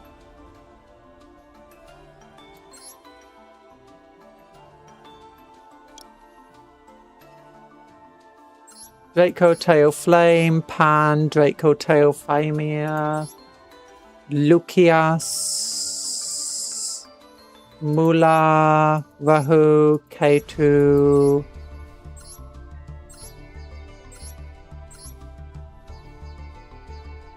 Oh, wait. Why did I read it as Chaotic Draco Tail? My brain's not working. I got 2 Draco Tail monsters. Any specific Draco Tail here? If this card is sent to the graveyard as a material for a fusion summon. Blue Eyes, Blue Eyes, Blue Eyes, Blue Eyes. 1 level 7 or higher monster. Oh, I think I did go against a Draco Tail army once, maybe. An army deck. For fusions, mostly.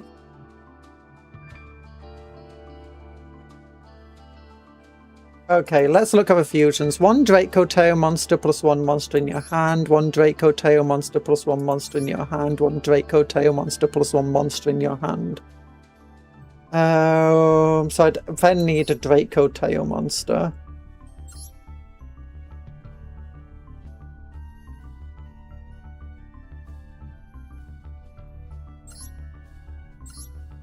Either low level ones could work, because this monster specifically just requires a level 4 or lower spellcaster monster or dragon.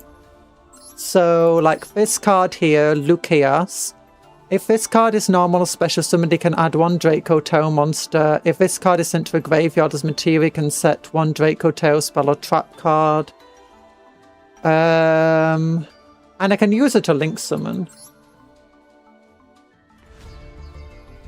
Like, it's just how to obtain these guys. Packs. No, find specific packs, unfortunately. Oh, she's only a super rare, surprisingly. I guess I could spend some super rare points to get some of these things. The best Draco Tail monsters for you is not named Draco Tail, it's Sectrian Dragon. Okay, the best Draco Tail monster for you is not named Draco Tail, is named Secretarian Dragon. Okay, that's that's a lot of things. There's a lot of secretaries apparently.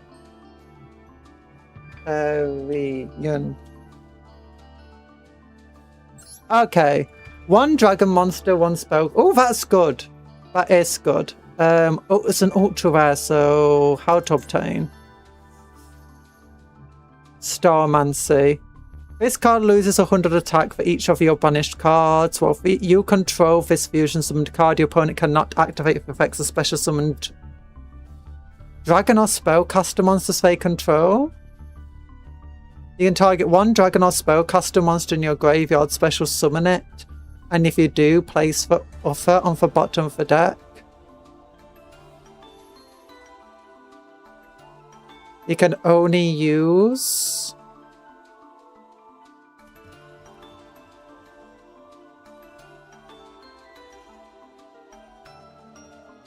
I don't know how it's good for me, to be honest. Anti-mirror. It's an anti-mirror match card, I guess. Which is very, very useful.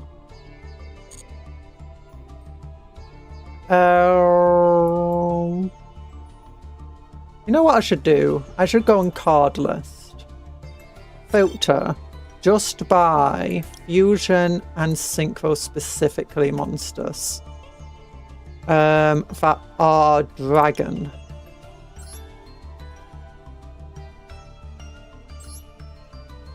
Okay, I can summon a warrior one.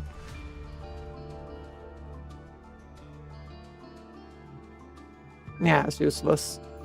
What the heck is this? Draco Maids. I don't think Draco Maids are apparently a good deck from what I've heard. The United Magical Dragon. Dark Magician or Dark Magician Girl plus 1 dragon or spellcast monster.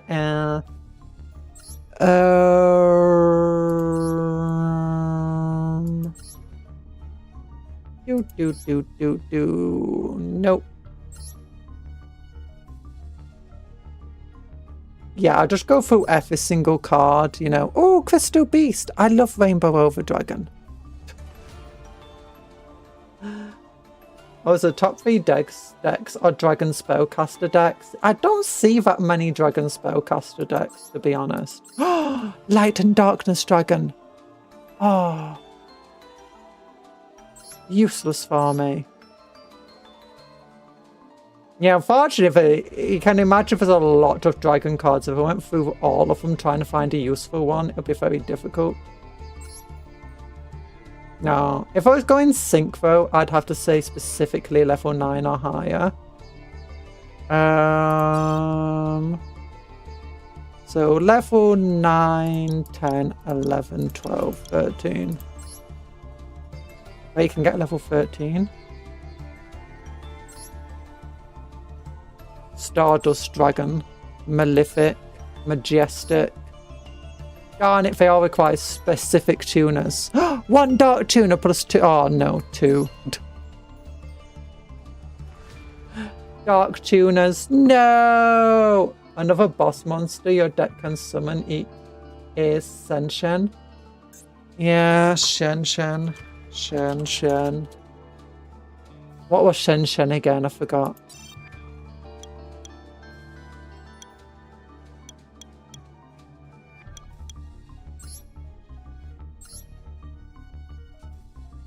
Any card on the battlefield is banished instead. That is good, actually. Although it also does shut me down. You can only use each of the following effects of Virtual World Kyobi Senshin once per turn. When your monster declares an attack, you can return one banished monster to their owner's graveyard. During your main phase, except for turn this card was sent to the graveyard, you can banish 2 other monsters from your graveyard, with different original types and tributes from each other. Special summon this card. So I won't be able to do that one. Just summon Shen Shen last. True. So if you go first, it's a good way to shut down your opponent from doing much, unless they're winning a banishment deck. I guess that is a kind of thing. Okay, well, how do you obtain Shen Shen then? Oh, I don't have Cyber City Guardians. No! Why are the good cards ultra rares? No! You know, I think I'll show you how amazing. Do you want to do a quick duel?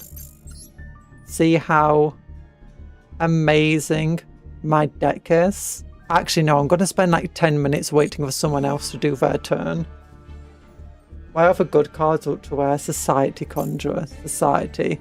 What are the bundles? I've not seen any bundles. Desire for change. No, thank you. Oh, these are the bundles. Oh, okay.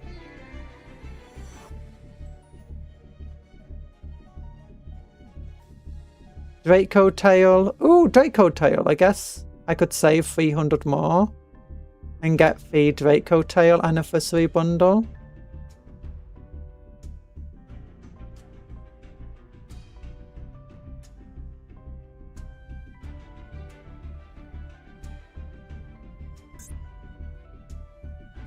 Structure deck is this special Dual Pass bundle deals. Here you go.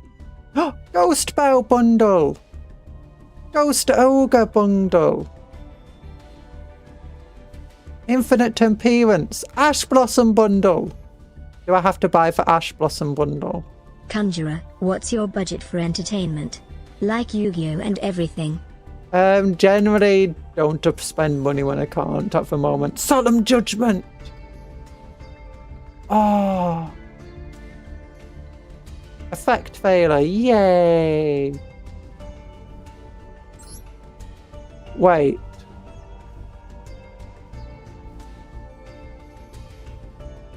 A special set that includes 10 master packs and 1 bonus ultra rare card, Ash Blossom.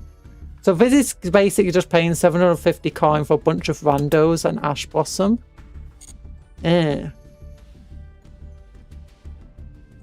Dual Pass Gold.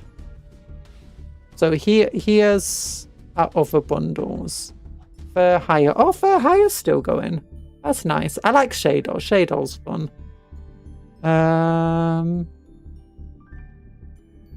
Oh, this deck. This deck was hilarious, and multiple times I made mistakes so I could have beaten my opponent. But they've got a bunch of effects that deal damage to yourself if you don't get the correct card that you need to get. Basically, you just go through your entire deck, taking damage for each card until you get the card that you wanted. And they just destroyed themselves in the end. That was hilarious. GMX. Yeah. Although I spent so much time just sat around, just waiting for them to take the turn. Ooh, Shadow Collection Bundle. So, like, if I went over to the Draco Tail Bundle, what would it actually specifically have in? Details. So... are these guaranteed cards then, if I bought this pack?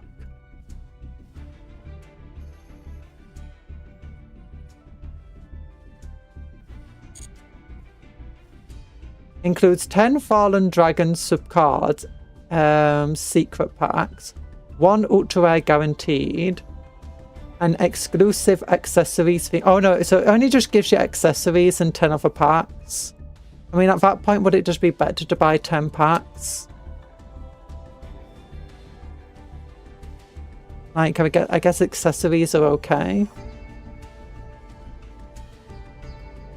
Cards included in this pack.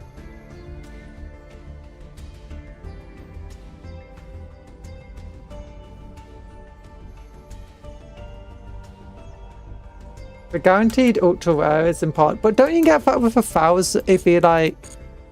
If we go back to the packs, the secret packs, and... Where was it? It was the same one as before. There's so many secret packs here, it's insane. Dragon King of the Abyss. It wasn't Dragon King of the Abyss. Where's the Draco Tail one specifically? Is it even still here? Did I lose it already?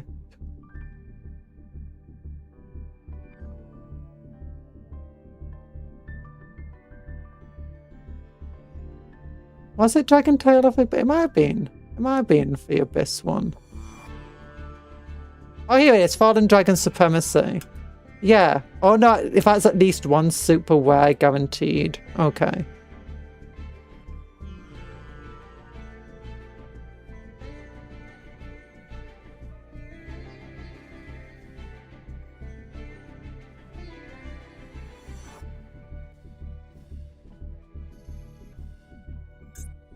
Feature cards.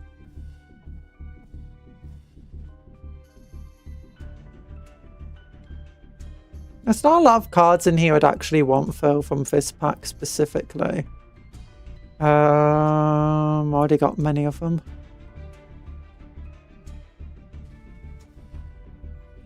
You buy 10 packs of anything and you don't get an ultra rare, the game tells you we feel bad, bro. Next 10 packs will be better. Wait, you don't get 2 or 3 ultra rares every time? What the heck? I'm joking, I've not gotten it from every time. Yeah, okay, well, I guess then we'll save for a bundle. We'll save for one of these special bundle things. For hire, specifically probably, since you said Draco Tail are cool, we'll do a Draco Tail one. What do you mean it's update?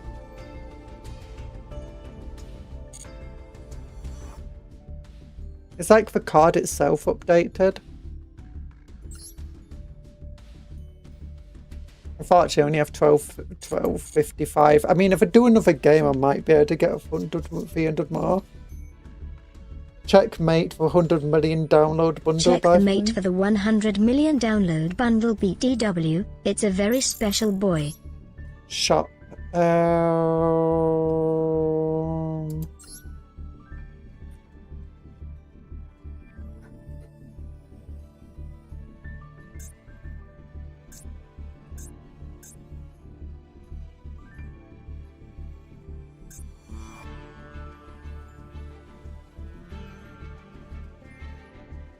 Does it show me the notes here? Is it just... Oh, is it a piece of bread? That's for mate. For bread conjure, it's a bread. You can see it. It's a bread! I didn't even... That didn't even, you know, cross my mind. I didn't even acknowledge that it existed there. What the heck? Yeah, I'm not spending 3,000 coins on that. Or gems. Wait, what's the mate then from the Draco Tail? Is that the mate for the Draco Tail? That's kind of boring.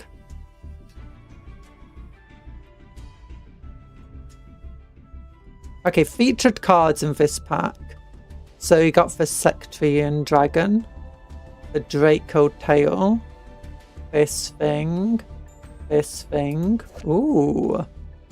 One light or dark dragon monster, one other dragon monster. If this card is fusion summoned, you can target cards your opponent controls up to a number of your light and dark monsters used as this card's materials. Destroy them. If this card is banished, you can target one level 4 light or dark dragon monster you control. Its level becomes 8. Okay, that's kind of meh.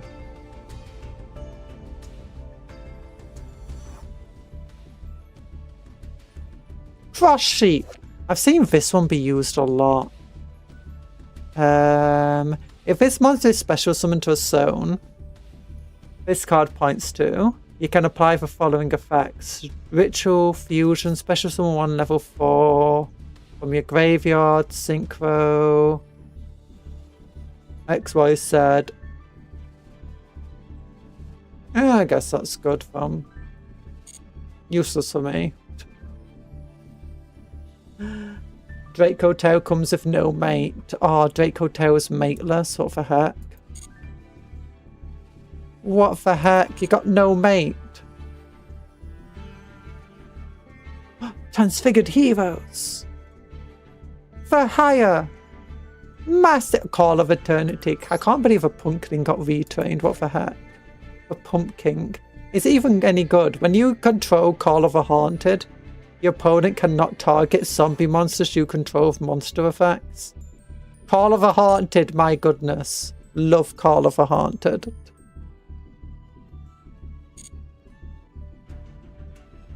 Best card ever.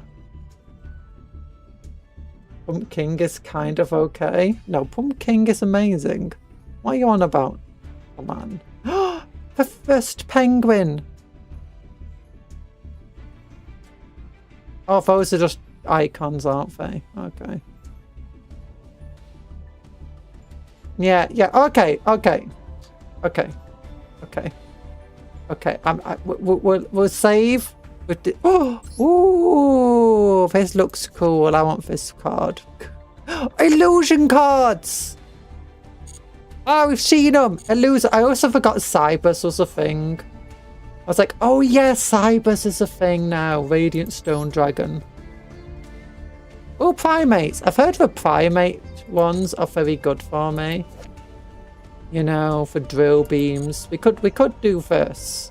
We could go after for prime. We'll go for the primates. Okay, we'll do it. We'll pull some cards. We'll pull some cards and stream.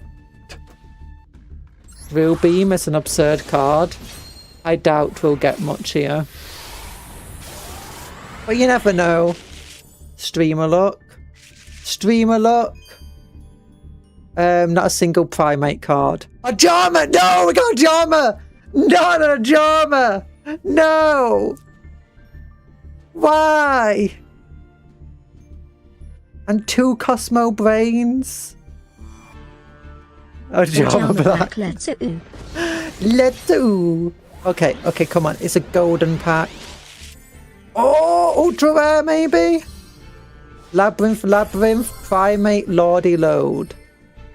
Dragard, Wicked Serpent, Night Dragon. Labyrinth, what the heck? Oh, Spirit Message Eye. Spirit Message Eye, let's go. Oh wow, we got lucky. No, we need more ultra rares. Come on, more ultra rares. That's not an ultra rare. Oh, another Lightstorm Dragon. I mean, I guess it's more super rare coins for me. Hope we get a second Ajama Black. Come on, another golden pack. Oh, it's a rainbowy pack. Another ultra rare. Come on, and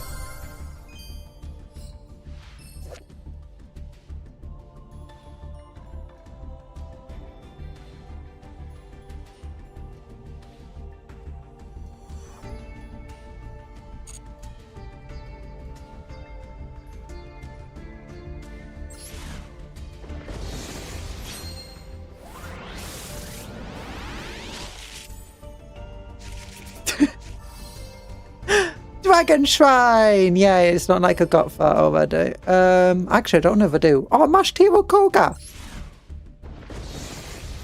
That animation for Stealth Union. Oh my goodness. Well, at least I've got a super rare, an ultra rare that I might be happy to, just destroy. Your eyes make you look high sometimes. Your eyes make you look high sometimes. No, I'm just high on all this Yu-Gi-Oh! It's fine. Oh, Pie might scream.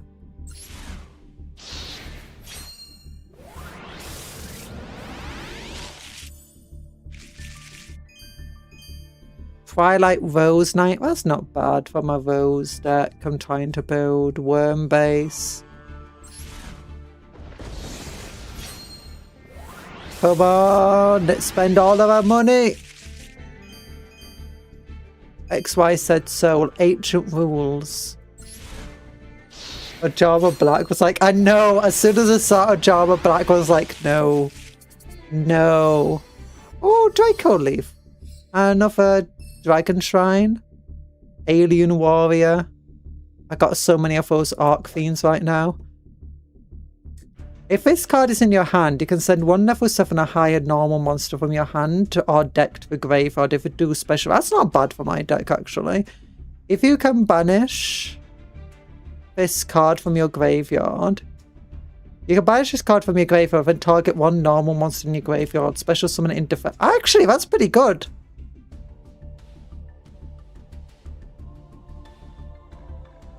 It's level 0. But that would work with our Blue Eyes deck. Now that was it. That's all we got. We got 2 Ancient Rules. Summoner's Art. I mean, maybe they knew I was trying to get Blue Eyes cards. Ajama Black. Wicked Serpent Night Dragon.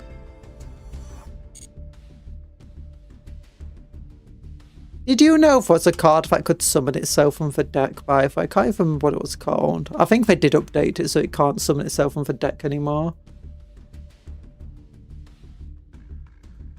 Labyrinth.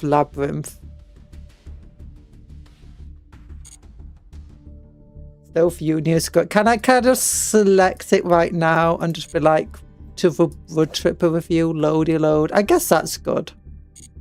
I've seen that was in Blue Eyes decks before. That's going to go straight in for wood chipper as well. Oh, I can click here and get another void card.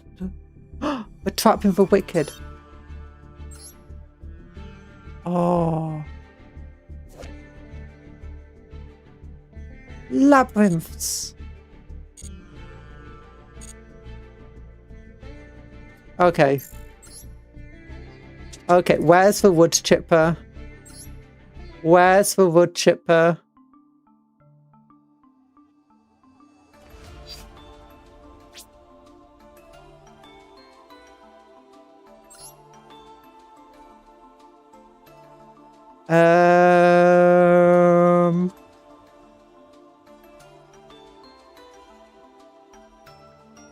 You know, filter to ultra rare. Can I filter it so it only shows me dismantleable cards as well?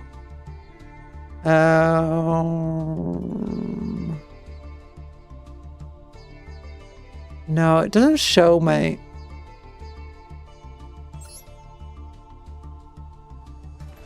There's a lot of these ultra rare cards, you know, from starter decks and stuff. Look at that! Monster Reborn! Top right, press dismantle, select cards. Top right, press dismantle selected cards. No, but then it will potentially dismantle, like, you know, these cards. The Black Rose Dragon of Moonlight over here. I don't want to be dismantled.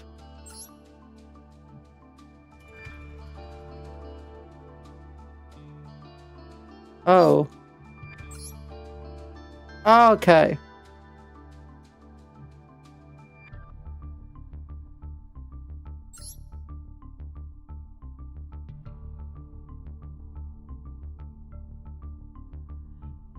Right, why did it change the buttons here? Oh, is this +1 puts it into the dismantle passage. Just right click it left. Oh, okay. I don't know if I want to get rid of that. I don't know mutants. What's this card? Gold Pride Eradicator. Any cards here you think are worth... Oh no, I don't want to get rid of the VTuber cards. Definitely not. Secret Password. Yep, no, that's the VTuber card. Triple Tactics Thrust. If your opponent has activated a monster effect during this turn, set one normal spell or trap card from your deck except Triple Tactics. Or if your opponent controls a monster, you can add it to your hand instead. That set card cannot be activated this turn. Sad. That's Triple T! Yeah, none of these are particularly cards, I think, like... Sandwich Day! Oh my gosh, that's amazing. What is a Sandwich Day? If you have a monster in your graveyard, pay 200 life points, draw one card and reveal it. If it is a monster, apply this effect based as a tribute. A tribute not in your graveyard, draw one card, and a tribute in your graveyard, discard one card. That kind of sucks. Lordy Load, Forbidden Crown, Bougie. I like my Bougians. Maybe one day I'll have a Bougian deck. Yeah, I guess that's the only card really worth getting rid of. She doesn't believe in Sandwich Day. No, Sandwich Day does look good. It's just got to suck for my deck. Because it's basically, if you've got a deck that has lots of different types in it, it's basically a draw 2.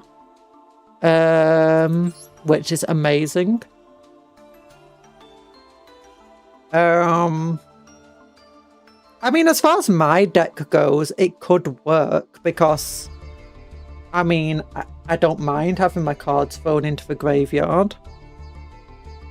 It's a draw 1. But when it comes to like a draw 1, there's many better draw 1s. And my cards, I don't mind being in the graveyard, but it's not like I want them there.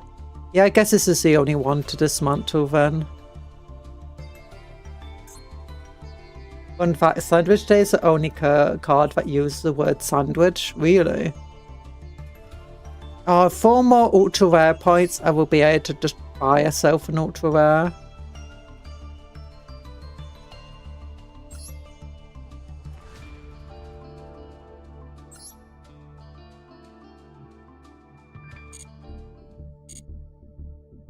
But do you want to just do missions? Receive all! Oh, what's that? Sword of Revealing Night? Yes. Nice.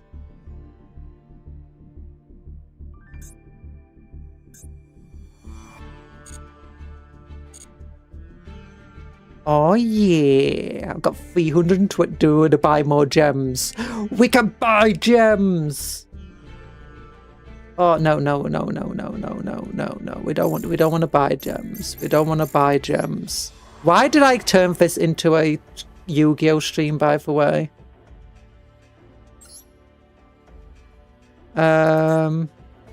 Is it over here? Where we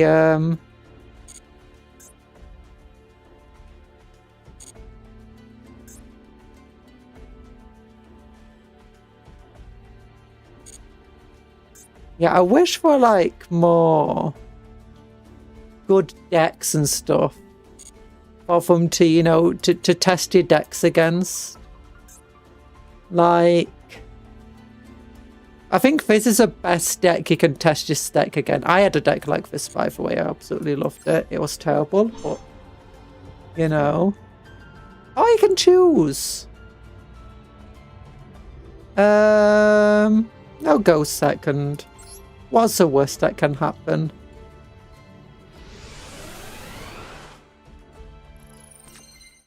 I think people are always surprised when I choose go second because everyone else always chooses to go first. Oh, did I get a brick hand? Oh no, never mind. I got one of my starters.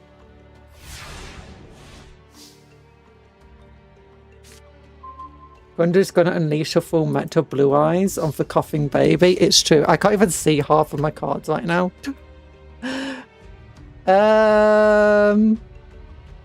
So what does Successor So do? Tribute one effect monster, target one effect monster your opponent controls. You get no effect monster.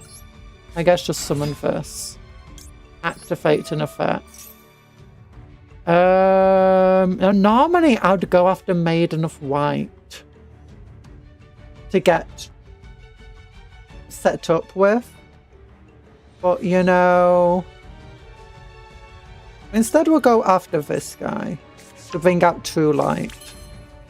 What you then do is you go here, you summon this thing. You go confirm.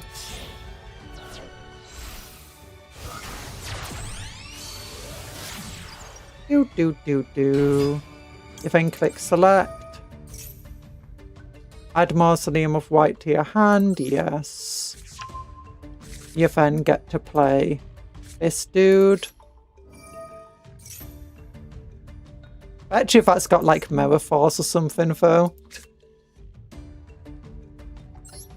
We can then summon him.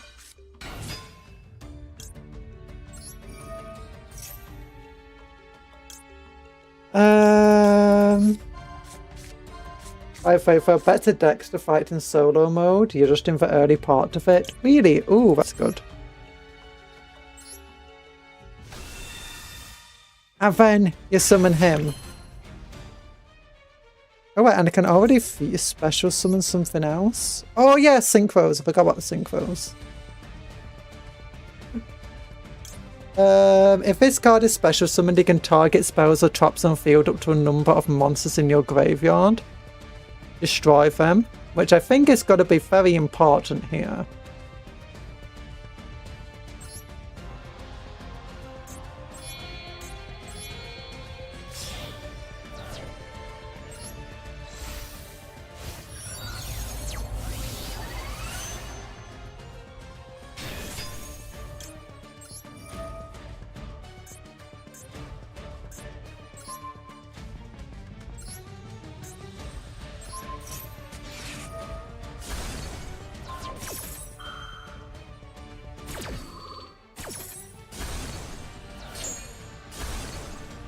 Yay!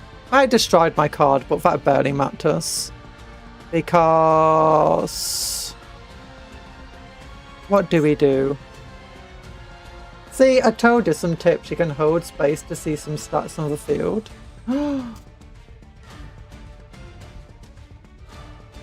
That didn't do anything. Activate effect, send it to the graveyard, then I can summon... oh wait, I can summon this card. Add Polymerization to your hand.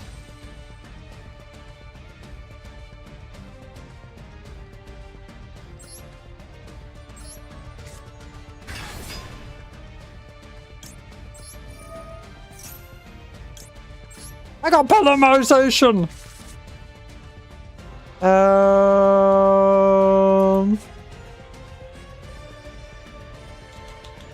What will you eat for dinner, Conjurer? I can't actually use Polymerization. I don't know actually. I've got some tempura chicken still.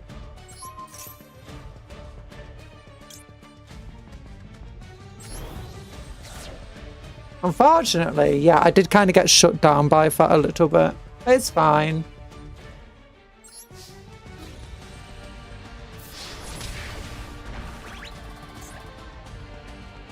Can I not summon really do none of my fusion monsters? I need to get better fusion monsters.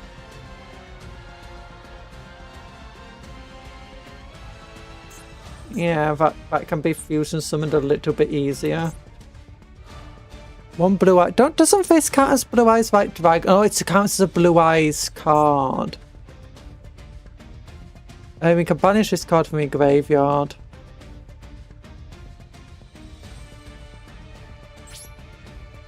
Going to main phase 2. Oh yeah, then just set this thing, because you might as well. I might as well set that too. And activate. And then I can add this card to my hand. Yay! Bit of White cancels Blue Eyes White Dragon in the graveyard, I think. I want to activate that in response to my opponent. I'm about to end the turn, yeah.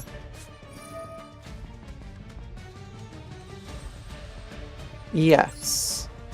I've summoned a Blue Eyes White Dragon from the graveyard. See, this is about how well my deck goes at the moment. Oh wait.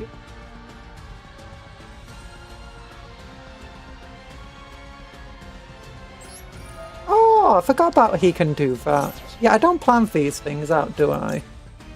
If this card is not, you can target one card. When your opponent activates a card effect, you can shove this card from the field into the deck, and if you do... let's just go after this card, because it's amazing. And my turn! And I still get to draw! Yay! Discard a card and add 2 cards to my hand. Nice. Then we can special summon first, just because.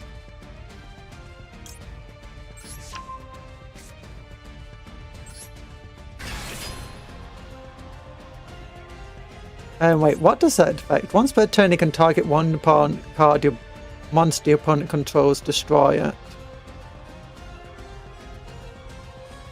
You know what? Let's go for it. I don't need to chain anything.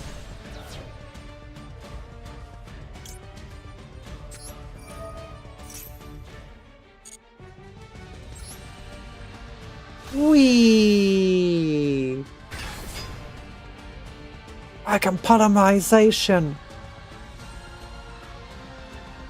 Mirror Force.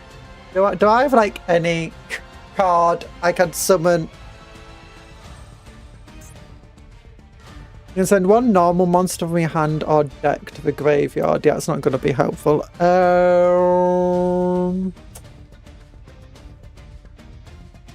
See, trying to get rid of that card.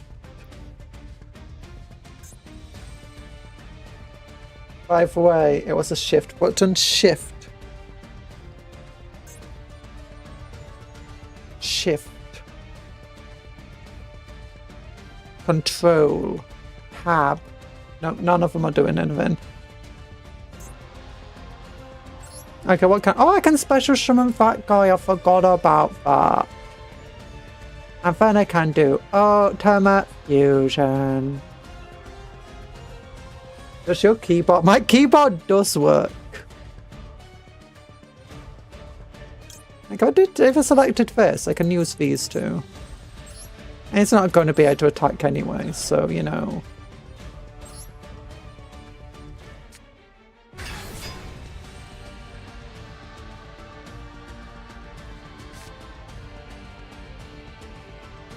Oh, I don't have 2 dragons in my deck anymore to go after.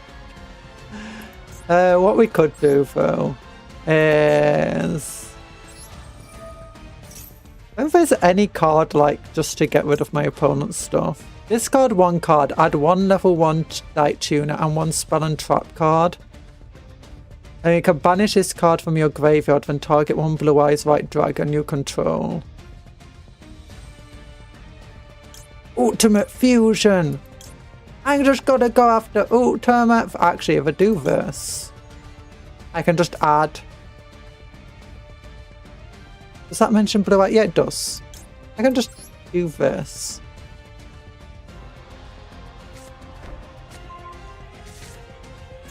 And then activate it.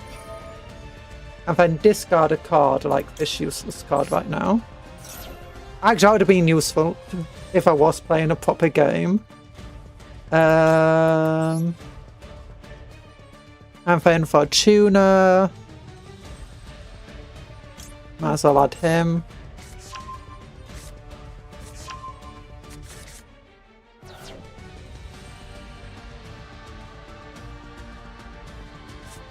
And then we can summon him. Yeah!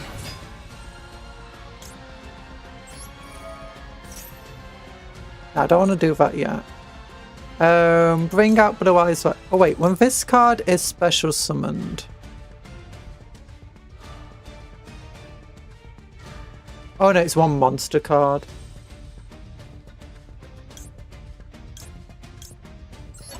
Oh yeah, and I have to show a card.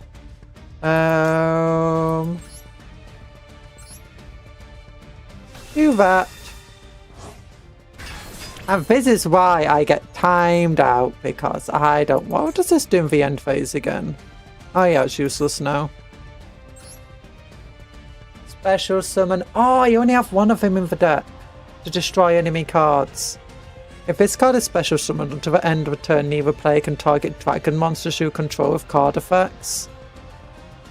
And also they cannot be destroyed by card effects. Okay, that sounds good.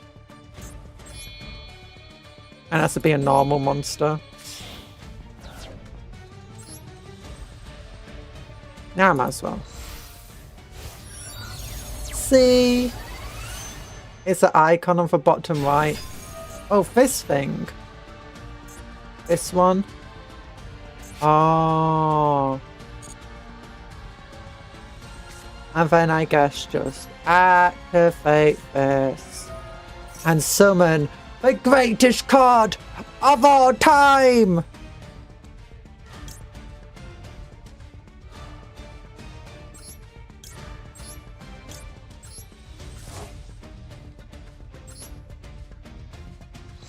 It's Blue Eyes Ultimate Dragon! Yeah! Okay, and then just to make things worse.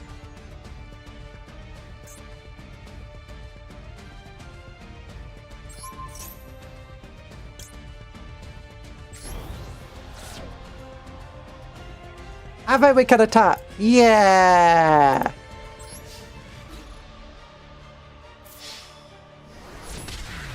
Oh, I was hoping it would have like a cool animation. Oh, I'm sad it didn't. It's viewed. I hope that it's a mirror force. Actually, if it was a mirror force, they couldn't destroy me anymore. Because my cards can't be destroyed or targeted by card effects. So yeah, see. That's how the deck works. And that's why it takes me so long to do anything, because I'm trying to figure out what my deck does and remind myself, because I'm silly. I'm not very intelligent. I am. I just forget things easily. Oh, and I'm still learning. I'm still learning. Oh, but anyway, yeah, I got really distracted. I got really distracted. I'm apologizing. So anyway, we'll go.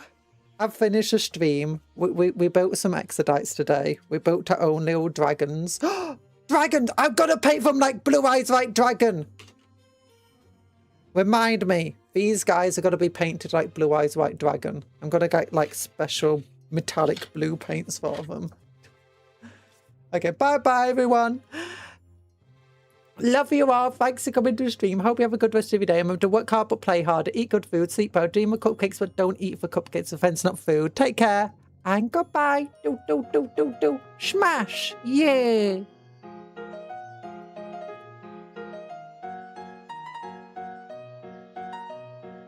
Don't forget to like the stream.